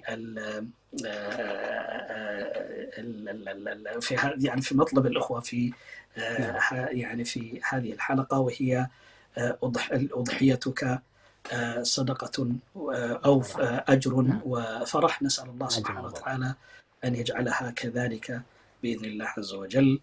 أنا أستسمحكم العذر لارتباطي يعني موعد لا أستطيع التخلف عنه إن شاء الله، راجيا النجاح والتوفيق لهذا البرنامج. جزاك الله بارك الله فيكم، وتحية لضيوفك الكرام، أخونا الشيخ أبو ياسر، وأخونا الكبير الشيخ جمعة، وكذلك أخي الكبير الشيخ أبو عبد الله الشيخ عبد العليم. تحياتي من القلب، ووفقكم الله عز وجل، والسلام عليكم ورحمة الله تعالى وبركاته. وعليكم السلام ورحمة الله وبركاته. شيخنا الشيخ أبو حنيفة، باسمي وباسم جميع من في القناة نوجه لك الشكر الجزيل على وقتك وعلى هذه الكلمات الطيبة النيرة، سائلين المولى عز وجل أن ينفع بها وينفع بكم الإسلام والمسلمين. مشاهدينا الكرام، دعونا نستقبل هذا الاتصال الذي وردنا من أحد الضيوف الأكارم، نقول السلام عليكم.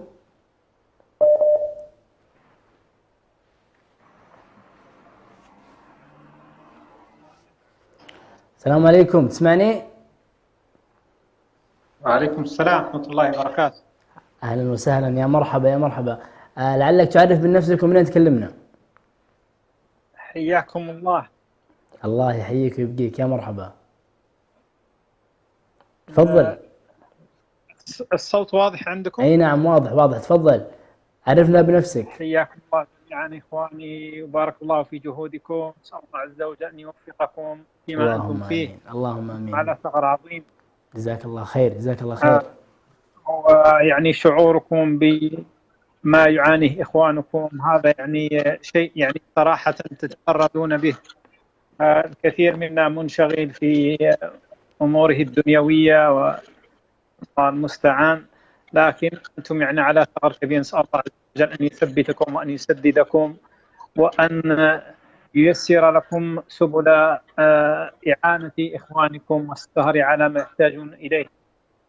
الله يجزاك خير، الله يكتب أجرك. أقول كذلك وبالله التوفيق. يعني نحن مقبلون على يوم عيد، وهو يوم فرح وسرور وسعادة للجميع، وحتى يعم الخير يعني لا بد الإنسان أن يستشعر أن إخوانه كذلك بحاجة إلى هذا السرور وهذه السعادة في ذلك اليوم وفي هذه الأيام الفاضلة عموما. والنبي عليه الصلاة والسلام يقول: من أفضل العمل إدخال السرور على المؤمن، تقضي عنه دينا، تقضي له حاجة، تنفس له كربة. وكذلك قول النبي عليه الصلاة والسلام: أفضل الأعمال أن تدخل على أخيك المؤمن سرورا، أو تقضي عنه دينا، أو تطعمه خبزا. وكذلك حديث النبي عليه الصلاة والسلام عندما سئل أي الأعمال أفضل، فقال: إدخالك السرور على مؤمن أشبعت جوعته، أو كسوت عورته، أو قضيت له حاجة. وهذه الأحاديث كلها فيها حث على إدخال السرور على قلب المؤمن. وهذه المناسبة المباركة يعني عظيمة جدا. طبعا إذا نظرنا، طبعا أنا الآن قد أكرر ما قد قيل من قبل، لكن يعني لا شك أن الجميع يعرف ويعلم يعني قدر وفضل العمل في هذه الأيام، وإدخال السرور زيادة خير على خير طبعا.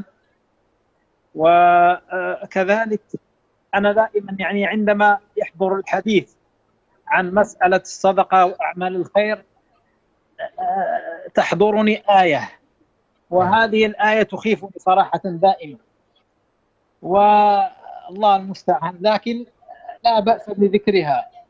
الله عز وجل لما تكلم عن بعض الذين تخلفوا في سورة التوبة: ولو أرادوا الخروج لأعدوا له عدة ولكن كره الله انبعاثهم فثبطهم وقيل اقعدوا مع القاعدين. لماذا تخيفني هذه الآية؟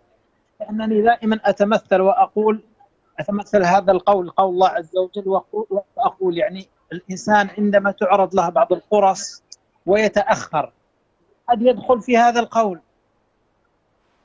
يعني قد يكون أن الله عز وجل لم يرد منك أو من الإنسان هذه الصدقة أو هذا العطاء أو هذا العمل، فليبادر الإنسان حتى يجلب نفسه الدخول في هذه الآية. كذلك أنا دائما أحث إخواني على مسألة أنه إذا عرضت فرصة للخير أن يبادر الإنسان، وسابقوا إلى مغفرة وسارعوا إلى مغفرة. كلام الله عز وجل دائما يحثنا هذه الأشياء، ونسأل الله عز وجل أن ينفع إخواني وأن يسددهم وأن يوفقهم دائما لخدمة المسلمين، وأن يجعلنا معكم شركاء في الأجر ولو حتى بالكلمة أو بالإشارة أو بالنصيحة أو بالتوجيه. جزاكم الله خير على إشراكنا في هذا الخير العظيم، وفقكم الله لما يحب ويرضى. الله يجزاك خير ويبارك فيك. أخونا الفاضل الشيخ سعد بارك الله فيك على هذه الكلمات الطيبات النيرات التي والله نحتاج إليها، ويعني الذكرى تنفع المؤمنين. يعني نحن نكرر ونعيد الكلام ولا نمل ولا نشبع منه أبدا، كون أن هذا الكلام يعني مهم جدا تذكير إخواننا المشاهدين وتذكير أنفسنا قبل ذلك بهذا الكلام المبارك. شاكر لك شيخنا الشيخ سعد، يا مرحبا. شيخ سعد جزاكم الله خير. من المشايخ الذين دائما يدعموا الجمعية ولا يعني يرفضوا لنا طلبا، أسأل الله أن يتقبل منا ومنه إن شاء الله. الله يحفظكم، الله يبارك فيكم، أنتم الذين تشركوننا في الخير دائما، الله يكتب أجركم ويوفقكم لما يحب ويرضى. أنتم المتفضلون. الله يرفع قدرك يا شيخنا، الله يحفظك. جزاكم الله خير الجزاء وبارك في جهودكم. طيب شيخنا، دعونا نعود إليكم شيخنا الشيخ أبو ياسر، ولعلنا هنا نذكر سؤال يتبادر للأذهان، أن يعني الشعب الإريتري ابتلاه الله عز وجل بأنه شعب مغترب في كل مكان، ولكن هناك غربة وهناك غربة أخرى. إخواننا اللاجئين في تلك المناطق هم أيضا في غربة خارج بلادهم، فحدثنا عن شعورهم تجاه هذا المصطلح اللي هو مصطلح الغربة، وهذا الشعور الذي يعيشون به. بسم الله والصلاة والسلام على رسول الله سيدنا محمد وعلى آله وصحبه أجمعين. أما بعد، فطبعا الغربة الكل يعني الشعب الإريتري هو مغترب في السعودية وهو مغترب في بريطانيا وفي العالم كله، لكن غربة عن غربة تختلف. عندما تكون غربة وأنت يعني تعتبر أنك أنت شبه مستقر، لكن الغربة هناك تخيل أنك أنت غربة ولكن ليست موجودة عندك يعني أبسط وسائل الحياة المعيشية. فهنا الغربة أصبحت يعني غربة يعني مرة، فهمت؟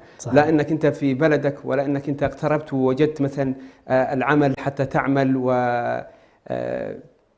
يعني تعيش المعيشة الكريمة، الحياة الكريمة، ولا أنك أنت يعني أصبحت في بلدك، شايف؟ فلذلك يعني من أصعب الغربة أنا أشوفها الناس اللي عايشين في شرق السودان وإثيوبيا وجيبوتي، فالغربة بالنسبة لهم أصبحت يعني غربة مريرة صراحة أنا أشوفها وصعبة. وكذلك يعني نحن لما نتكلم عن السودان يعني الإشكالية هناك، تخيل مثلا الآن نحن نتكلم عن الأضاحي، إنه هم في عيد الأضحى ويحتاجوا إلى لبس العيد وحلاوة العيد ولحم الأضحى وإلى آخره، لكن الإشكالية أن هي دائما مشاكل تتراكم عليهم. يعني لما نجي الشتاء مثلا الآن إذا هطلت الأمطار فالبيوت هي أصلا من طين، فإذا يحتاجوا أن يبنوها مرة أخرى، هذا البيت اللي من طين، وهذا هو طبعا يعتبر أفضلهم يعني. والثاني اللي هو بيت من عش، يعني من أغصان الشجر، شايف؟ فلذلك يعني هي الغربة عندهم يعني صراحة غربة مريرة وصعبة. لعل البعض يشتكي إنه هو في غربة سواء كان في تركيا أو في أوروبا وفي الخليج، يقول لك يا أخي أنا في غربة، لكن عندما يرى غربة هؤلاء يقول والله أنا في نعمة عظيمة. نحن نتقلب في نعم الله سبحانه وتعالى ونسبح في شايف كيف؟ في نعم الله سبحانه وتعالى، لكن لا نشعر. نحن نشوف إنه نحن في غربة ونحن عندنا يعني الغلاء الحياة وعندنا صعوبة هنا وهناك، لكن هؤلاء الناس يعني سبحان الله، وتتعجب أنه هؤلاء الناس تجدهم أكثر ابتسامة من الدول الأخرى. يعني أبناء هؤلاء المنطقة يعني اللي زاروها الشيخ عبد العليم والشيخ أبو رشيد، يعني زاروا السودان لعلهم قبلي، فتتعجب عندما ترى يعني الأطفال يبتسمون. والعجيب كل العجب أنه شعبنا الشعب الإريتري اللي موجود في السودان أو غيره من الأماكن اللاجئين اللي هو في جيبوتي وغيره، يا أخي لما تسأله ماذا تريد يقول لك لا أريد شيء. سبحان الله. وحتى لما تطلب منه إنه يعبر يعني إيش عندك من إشكاليات، طيب يا أخي أعطينا بس عشان برضو نوصل هذه الرسالة إلى المحسنين، يقول لك أنا ما أحتاج شيء.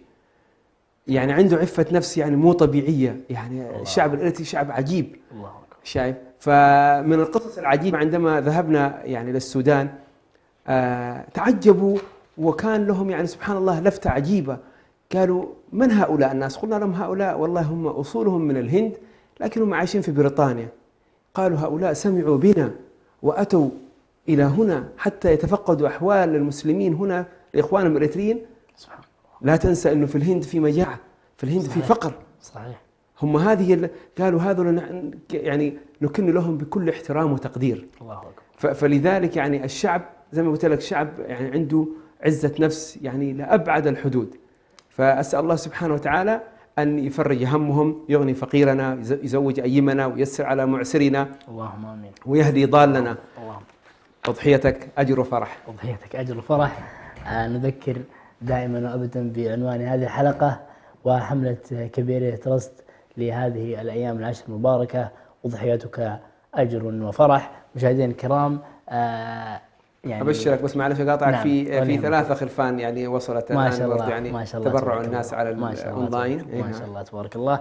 المجال مفتوح لكم أعزائي المشاهدين بأي وسيلة تناسبكم، سواء كان اتصال هنا عبر البث المباشر، وهذا أسعد لنا كنا نسمع أصواتكم كما تفضل شيخنا الشيخ سعد، أو في أي وسيلة تريدون. موقع كبيرة درس كبيرة www.كبيرترست.org، رقم التواصل، رقم قناة سلام، رقم الخاص بمنظمة كبيرة ترست. أي وسيلة تناسبكم المجال مفتوح لكم جميعا، وطرق الخير واسعة وشاملة لكل شيء. طيب مشاهدينا الكرام، دعونا نعود إلى ضيفنا الشيخ عبد العليم، ويعني نسأل سؤال مهم لأحد الأخوة، وهو يقول: شيخنا شيخ عبد العليم، نحن نعلم أنه يعني أثر هذه الصدقات وأثر هذه التبرعات على إخواننا في اللاجئين، ولكن هناك أمر مهم، ألا وهو ما هو أثر هذه الصدقات على الشخص المتبرع، حتى يكون هذا الأمر حافز للأشخاص المتبرعين والذين يساهمون بأموالهم. ما هو الأثر العائد الذي يؤثر في حياتهم؟ الحمد لله رب العالمين، والصلاة والسلام على أشرف المرسلين. أولا رضا الله تعالى جل جلاله سبحانه، هو الذي أمر، هو الذي أعطى المال، وهو الذي أمر بالإنفاق، وأمر كذلك بالجزاء. أساس إنما أموال الله تعالى، كما يقول والدك حفظه الله تعالى: المال مال الله ونحن عيال الله لن يضيعنا. نعم. هذا كلام دائما الوالد الله يحفظه الشيخ برهان. سبحانه. فهذا الشيء لازم يكون عندك اعتقاد أنه هذا مال الله أعطاك وتعطيه، وهذا هو الاختبار بالنسبة لك. قد يكون هؤلاء اختبرهم الله تعالى بالفقر، وأنت اختبرك بالغنى، أو بأفضل الحالات أن نقول ما يكفيك موجود. هذه النقطة الأولى. النقطة الثانية: كثير من الأمور يزيحها عنك شرور وأمراض بسبب صدقتك. داووا مرضاكم بالصدقات كما قال الرسول صلى الله عليه وسلم، أو كذلك كثير من الأمور ترجع لك في حياتك، أنك أنت السعادة التي تجدها أنك أنت تكون يد العليا خير من يد إيش؟ السفلى المعطية ليست المستقبلة. صحيح. تلك اليد هذه كلها زائد على ذلك أنك أنت تساهم في حل المجتمع، مو دائما انتقاد. يعني أنت ماذا فعلت؟ طيب دورك إيش؟ أنا دوري إيش في اتجاه هؤلاء الناس؟ أنا دوري إيش في مجتمعي؟ كيف أعالج؟ يعني جيد أنك أنت تنتقد الحكومات والأغنياء أو الإعلاميين أو صنف ما شئت، ولكن ماذا فعلت أنت؟ ما دوري أنا؟ كما ذكر أبو رشيد حفظه الله تعالى: حتى بالوقت عندما تبخل لهؤلاء، فهنا إشكالية كبيرة جدا. يعني في أسبوع مرة واحدة، ساعة ساعتين، حسب تخصصك، حسب معدك ربي جل جلاله. فكل حياتك أنت هي اللي تستقيم. الذي يعمل من أجل الله تعالى رضاه ثم يهون على الناس ويسهل عليهم الحياة، يسهل عليه حياته ويحفظه في أبنائه وذرياته، وكذلك في أزواجه، يعود عليه منافع لا عدد لها ولا حصر. الله أعلم. الله يجزاك خير شيخنا الشيخ عبد العليم على هذه الكلمات الطيبات النيرات. شيخنا الشيخ محمد جمعة أبو الرشيد، دعني يعني أسألك سؤال أيضا وصلني عبر أحد السادة المشاهدين، وهو يقول: ماذا يا شيخنا يعني في هذه الأيام كبيرية ترست تركز على حملة الأضاحي، ويعني الهدف الأكبر هو جمع أكبر ممكن من الأضاحي لكي نشارك فرحتنا فرحة اللاجئين، ولكن بشكل عام يا شيخنا ما هو أكثر شيء يحتاجه إخواننا اللاجئين في تلك المناطق لمن أراد أن يستمر في التبرع ما بعد يعني عيد الأضحى المبارك وطيلة أيام السنة؟ ما هو الشيء الذي يعني يجب توفيره بشكل مستمر لإخواننا اللاجئين؟ جزاك الله خير عبد الرحمن. جميع القطاعات التي يحتاج إليها الإنسان وأصعبها مجال الغذاء ومجال الرعاية الصحية ومجال العلاج الطبي، الغذاء، الطب، الماء، التعليم.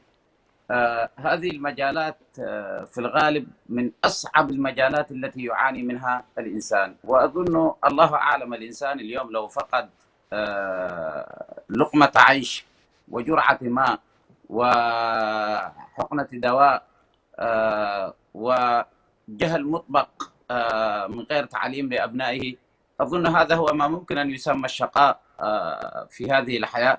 ولذلك رب جعل نعيم الجنة ذكر في هذه الأصناف أنك أنت لا تمرض ولا تجوع ولا تعطش وغير ذلك من نعيم الآخرة. ونعيم الدنيا أيضا يعني معروف، فهذا إذا فقد الإنسان هذا النعيم في الدنيا فحالته حالة بؤس.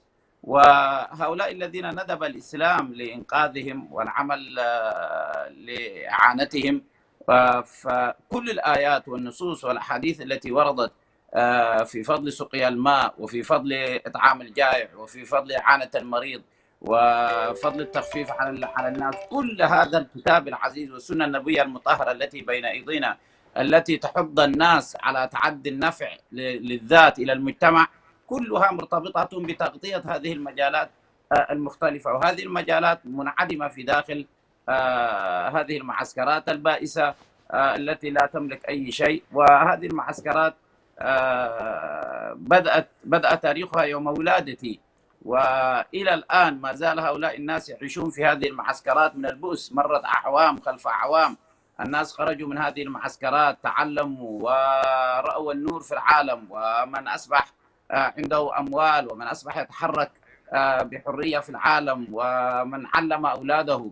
ولكن هؤلاء الناس هو ابتلاء من الله سبحانه وتعالى، أصبحوا نسيا منسيا في هذه المعسكرات. فكل المجالات الآن كبيرة تعمل في هذه المجالات المختلفة. أنت تريد أن تحفر بئرا، تعال عندها. أنت تريد أن تطعم أسرة معدومة ما تملك شيء تأكله، تعال عندها.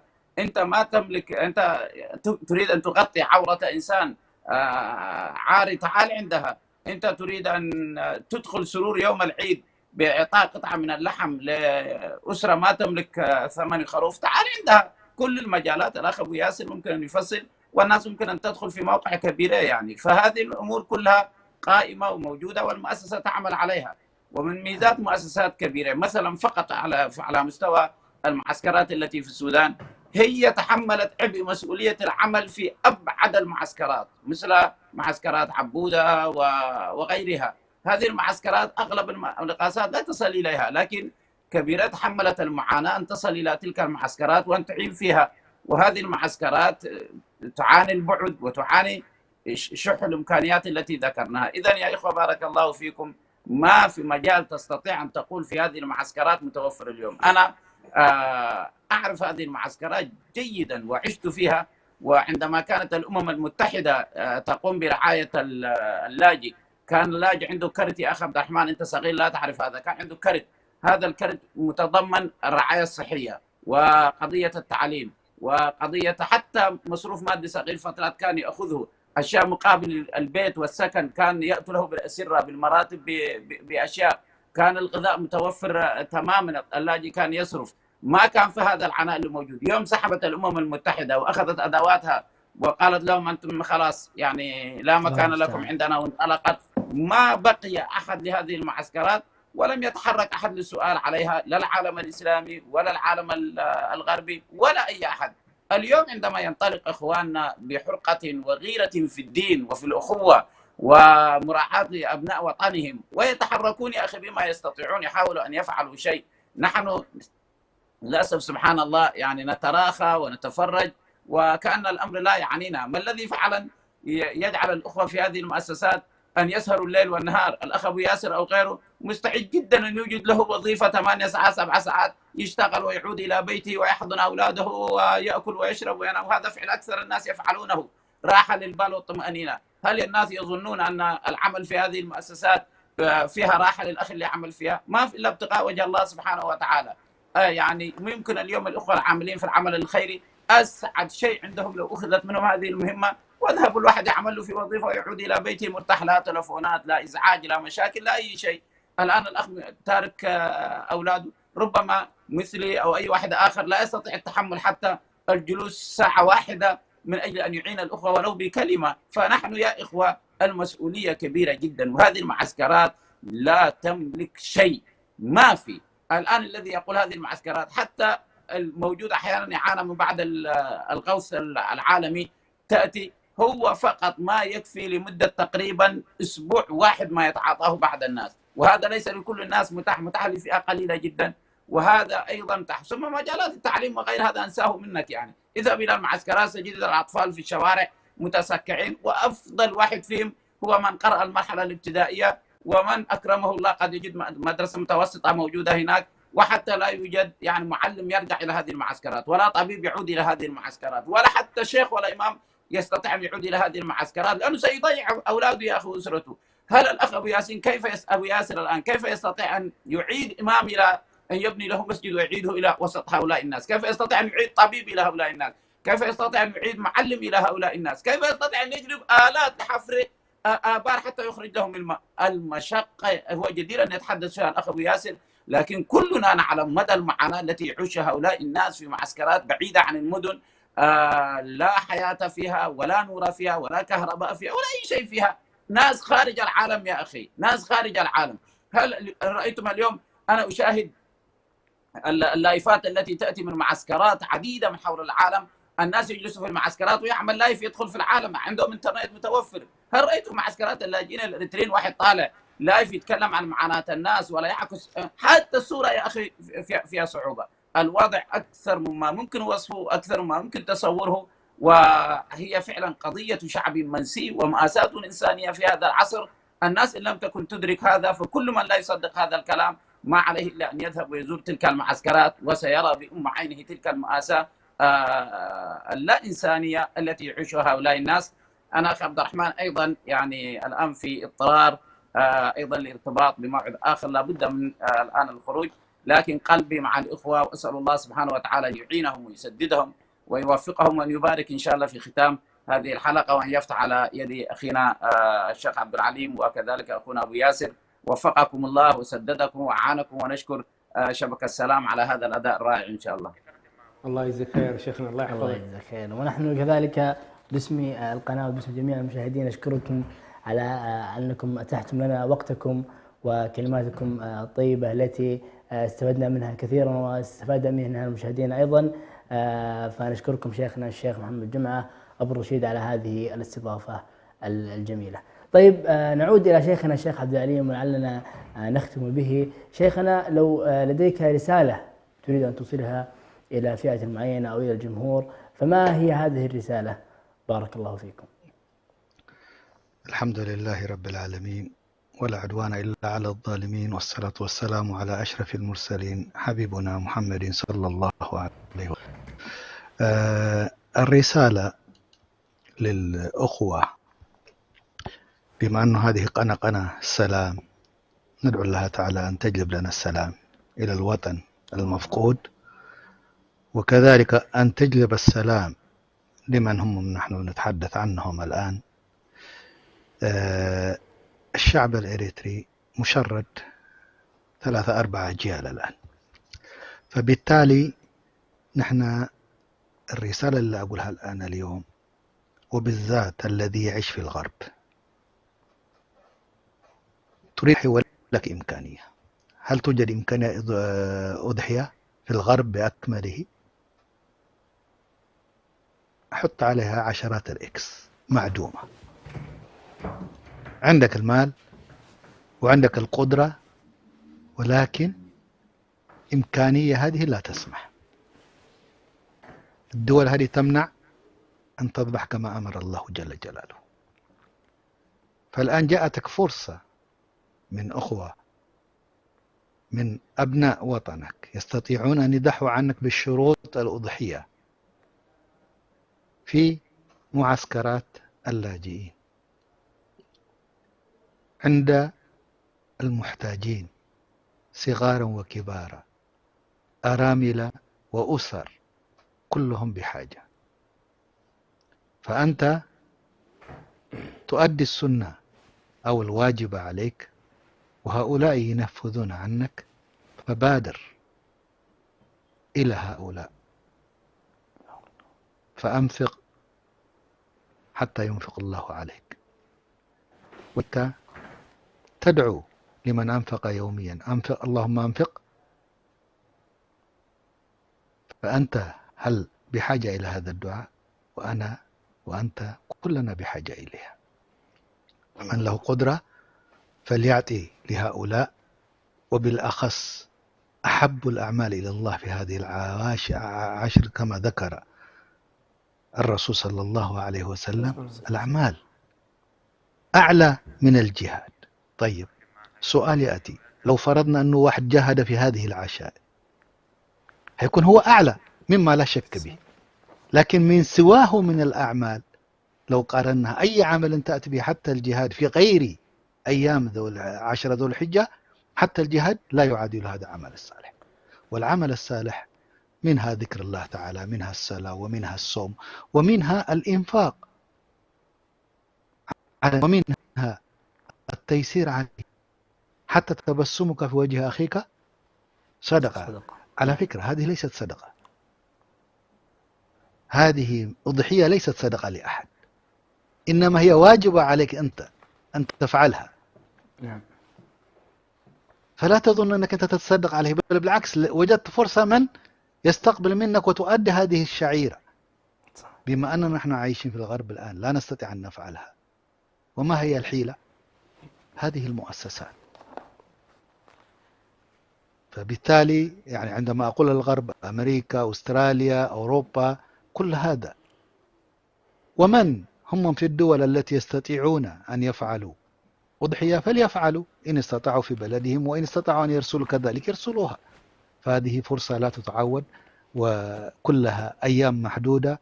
غدا بعد يوم 10 من ذو الحجة أو 13 لا تستطيع أن تؤدي هذه العبادة، تنتهي بانتهائها. لأن 13 انتهت المسألة، حطيتهم 1,000,000 خروف لن تؤدي لك هذه العبادة، لأن ربنا وقتها بتوقيت معين. بعض الأحيان ربنا يوقت العبادة بالزمان، أحيانا يوقتها بالمكان، وبعض الأحيان بكلاهما. جزاك الله خير. فمن هو في الحج عنده كليهما. أما نحن عندنا الآن الزمان، الحمد لله لم يحددنا ربنا أن تكون هذه في مكة، فما كانت مشقة كيف أن نؤديها. الحمد لله. فوسع الله تعالى علينا الطريق، فلنفعل فلنبادر. وتيوم تقرينيا تسمعوا من البات كمان، يعني إذا كان وقتك يسمع يا أخ عبد الرحمن. والله يا شيخنا طيب تمام، ممكن في نصف دقيقة، لأن المخرج والله ضاغط لي في الوقت والله. الله نعم. يجزاه خيرا. لكن انت يوم لا- تقرين يرسمعوا نعم. اذا اضحيه تقبر دلا ننبس خاد انبرين عاتهم صدقه يكونتن ربي عزيزك هتقبرها وجنزب هبك بفلاك او ويست ويك اب غرب ابزي امريكا استراليا اوبر دلخا صدقه كون كان حجي تواجب ناتك بتدلخ عاد تقبر يتخلنا تحرر يتحقتها تخلك لك زياتهم حواتنا كم كبير ويكم كالادلو ناي اورجانيزيشن نوعو خبص حالكم دبلو خدلو عدل كفيتهم كخلو تقدم تا معالت مس اخرت كتقبر يتخلني على اساس سلسه بي ناي مناي هجره قصاصرا اساس سلسه 10 تقلت علت تا نغتي اختودا كي تودت كلها هبم نعوم انت خبص حلك وجزاكم الله خير على حسن استماعكم. أحسن الله إليك شيخنا الشيخ عبد العليم إدريس على هذه الكلمات الطيبات النيرات وعلى إتاحة وقتك لنا لكي نسمع وننهل من علمكم ومن كلماتكم الطيبة. جزاك الله خير شيخنا. طيب اللهم آمين. الله يجزاك خير وإياكم. شيخنا الشيخ أبو ياسر يعني في ختام هذه الحلقة طبعا قبل ذلك نذكر أنكم يعني بعد هذه الحلقة وطيلة أيام السنة أنتم في صدد استقبال هذه التبرعات وصدد استقبال هذه المساعدات التي وإن طالت فإنها لا تكفي ولا تسد ولا يعني لا جزءا ولا بعضا من الاحتياج الموجود هناك.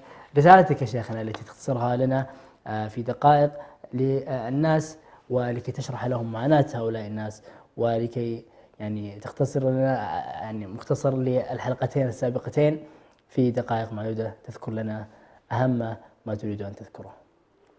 بسم الله والصلاة والسلام على رسول الله. طبعا الحوجة هناك كثيرة، فكإنسان دائما تحتاج إلى اللي هي الصحة، وتحتاج إلى الغذاء، تحتاج إلى أنه أبنائك يذهبوا إلى المدرسة ويكون عندهم زي مدرسي، وتحتاج أبنائك أن يذهبوا إلى القرآن حتى يتعلموا القرآن. فالحوجة كثيرة هي، ما كان خارج هذا طبعا هذا يعتبر اللي هو ليس من الضروريات، لكن الضرورة زي ما قلنا أنه الطفل هناك أو الكبير يحتاج إلى الدواء، يحتاج إلى الغذاء، يحتاج إلى الماء النظيف، طيب، ويحتاج أنه يتعلم. لذلك يعني نحن الحمد لله بفضل الله سبحانه وتعالى يعني حفرنا في السودان حفرنا بئرين، والعام الماضي استفاد من أضحيتنا يعني من الأضاحي التي جمعناها 16,500 شخص، هذا في السودان وفي إثيوبيا وفي اليمن. طيب طبعا نحن نطمح بأنه إن شاء الله كل سنة يعني يزداد المستفيدين. فنفس الشيء يعني مثلا في رمضان يعني نعطي سلة رمضانية، لكن كما قلت ماذا بعد رمضان؟ شيء.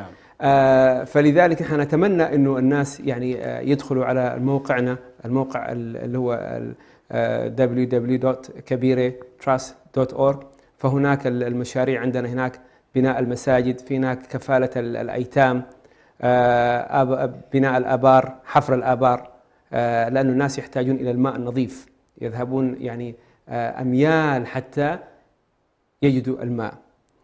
فنحن لا نطلب المستحيل، لأنه إذا قلت مثلا وفر لهم الكهرباء فهذا عمل يعني شاق وكبير جدا، لكن نحن نطلب يعني أقلها. فنقول يعني للإخوة المشاهدين والمشاهدات جزاكم الله خير على متابعتكم، أسأل الله أن يتقبل منا ومنكم، وكل على حسب استطاعته. لا يكلف الله نفسا إلا وسعها، فأضحيتك أجر وفرح، وأسأل الله سبحانه وتعالى كما يعني رسمتم البسمة في أبناء المسلمين أن يعني يفرحكم بهذه الصدقات أو بهذه الأضحية. فأتمنى في المستقبل إن شاء الله أن تتواصلوا معنا. وأشكر قناة السلام التي أتاحت لمؤسسة كبيرة تراست بأن تكون هنا متواجدة وتشرح لإخواننا الإريتريين وغير الإريتريين بأوضاع اللاجئين هناك، وأتمنى أنها تكون بداية وليست نهاية، وإن شاء الله سوف يكون لنا تواصل عبر قناة سلام وقنوات أخرى بإذن الله تعالى. وكل عام وأنتم بخير، تقبل الله منا ومنكم، وفرج الله هم كل مهموم. والسلام عليكم ورحمة الله وبركاته. جزاك الله خير شيخنا. قبل أن نختم معكم أعزائي المشاهدين، دعونا نستقبل هذا الاتصال الأخير من أحد مشاهدينا ومشاهدين هذه الحلقة. نقول السلام عليكم. وعليكم السلام ورحمة الله وبركاته. حياك الله وبياك، يا مرحبا، عرفنا بنفسك. حياكم الله. معكم الأخ الشيخ فؤاد بشير الصومالي من مدينة برمنغهام. ما شاء الله تبارك الله. حياك الله، حياك الله شيخنا الشيخ فؤاد، أهلا وسهلا. هؤلاء من عندكم يا شيخنا ما شاء الله من برمنغهام. تفضل يا شيخنا، حياك الله. حياكم الله وبياكم. أحييكم وأحيي الأخ ضيفك الكريم الشيخ أبو ياسر، والشيخ اللي قبله الشيخ عبد العليم، والشيخ محمد جمعة الأحباب، وأنت أخونا عبد الرحمن، بارك الله فيكم وفي قناتكم، جزاكم الله خير. الحقيقة يعني مؤسسة كبيرة الخيرية ما شاء الله، إخوة نشيطين في مدينتنا في برمنغهام يعني لمساعدة إخواننا في الملاجئ في السودان، يعني إخواننا من إريتريا، ونحن يعني إخوانكم من الصومال نفس المنطقة القرن الأفريقي، فنشعر بمعاناة إخواننا، ونحث الإخوة المشاهدين والمستطيعين كلهم أن يساهموا ويشجعهم على أن يضحوا بأضاحيهم وينفقوها في إخواننا في إريتريا. جزاكم الله خيرا. يعطيك العافية شيخنا الشيخ فؤاد. جزاك الله خير شيخ فؤاد، بارك الله فيك، أكرمك الله. أكرمكم الله. يعني ما شاء الله هؤلاء جيرانكم في برمنغهام ما شاء الله تبارك الله. بارك الله فيك شيخ فؤاد على هذه المداخلة الطيبة النيرة. نعم، وإلا دخلنا في وقت متأخر، لكن في المرات القادمة يكون لنا حصة أكبر إن شاء الله. نريد أن نشارك معكم أيضا في الكلام وفي الحديث وفي التشجيع. بارك الله فيكم. بإذن الله بإذن الله. المجال مفتوح لك شيخ، نحن الذين نتشرف بسماع صوتكم. بارك الله فيكم وجزاكم الله خير. وإياكم يا رب، وإياكم يا رب. مشاهدينا الكرام، وصلنا وإياكم إلى نهاية هذه الحلقة. لكل من يشاهدنا عبر البث المباشر نقول لكم جزاكم الله خيرا على متابعتكم، ونذكركم بأن مجال التبرع مفتوح سواء في هذه اللحظة، وأيضا لمن يشاهد هذا البث عبر الإعادة، وبعد ذلك جمعية أو منظمة كبيرة متواجدة معكم طوال السنة على مدار أيامها وشهورها. أن المجال مفتوح للتبرع عبر يعني كيف ما تستطيعون وبقدر ما تستطيعون. ونقول لكم الناس للناس ما دام الوفاء بهم، والعز والعسر واليسر أوقات وتارات. تقطع يعني اللهم صل على محمد، البيت القصيد: الناس للناس ما دام الوفاء بهم، والعسر واليسر أوقات وساعات. وأكرم الناس ما بين الورى رجل تقضى على يده، للناس حاجات لا تقطعن يد المعروف عن أحد، فالعمر يمضي والأيام تارات. والأقربون أولى بالمعروف. أهيب بإخواني الإريتريين وجميع الجنسيات الأخرى أن إخوانكم في مناطق اللاجئين الإريتريين محتاجون لمثل هذه الدعوات، محتاجين لمثل هذه المعونات. فأهيب نفسي وإياكم وأذكركم بأنه المجال مفتوح لكم في هذه الأيام المباركة التي ربي يضاعف فيها الأعمال. شكرا جزيلا لكم على حسن المتابعة. شكرا لضيفي في الاستوديو. شكرا لحسن الاستضافة، جزاكم الله خير. الله يجزاك خير ويبارك فيك. نحن الذين تشرفنا بكم، وشكر الموصول لكم أيضا مشاهدينا الكرام على حسن متابعتكم وإنصاتكم. نستودعكم الله إلى الحلقة القادمة إن شاء الله، تكون في أيام عيد الأضحى المبارك. شاكرين لكم حسن استماعكم، والسلام عليكم ورحمة الله وبركاته. السلام عليكم ورحمة الله وبركاته. ساهم معنا في مشروع أضاحي اللاجئين الإريتريين في شرق السودان وإثيوبيا واليمن، واجعل أضحيتك للأيتام والفقراء والمساكين، تطعم بها جائعا وفقيرا، وتدخل على نفوسهم فرحة العيد. أضحيتك أجر وفرح. قيمة الأضحية $180 للخروف و$540 للبقر. للتبرع يمكنكم زيارة موقعنا www.kabiratrust.org.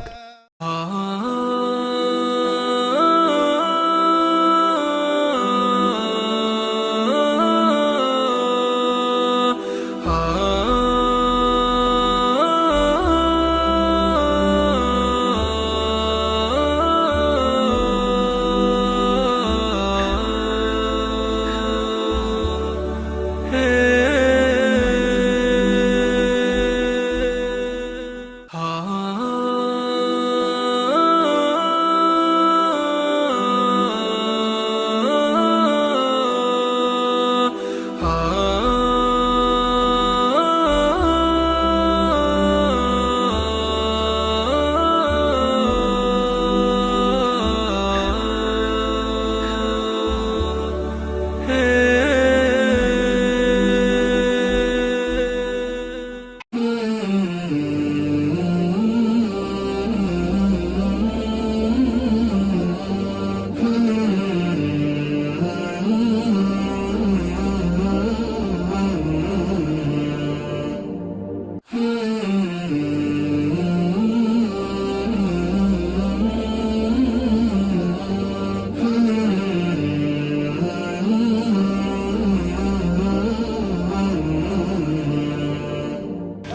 نحن في دار تحفيظ القرآن الكريم بديم النور مربى واحد في بورسودان شرقي السودان.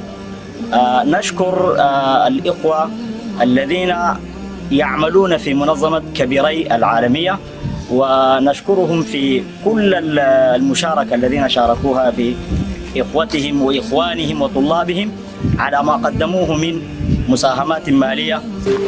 شكرا كبيرين، شكرا كبيرين، شكرا كبيرين.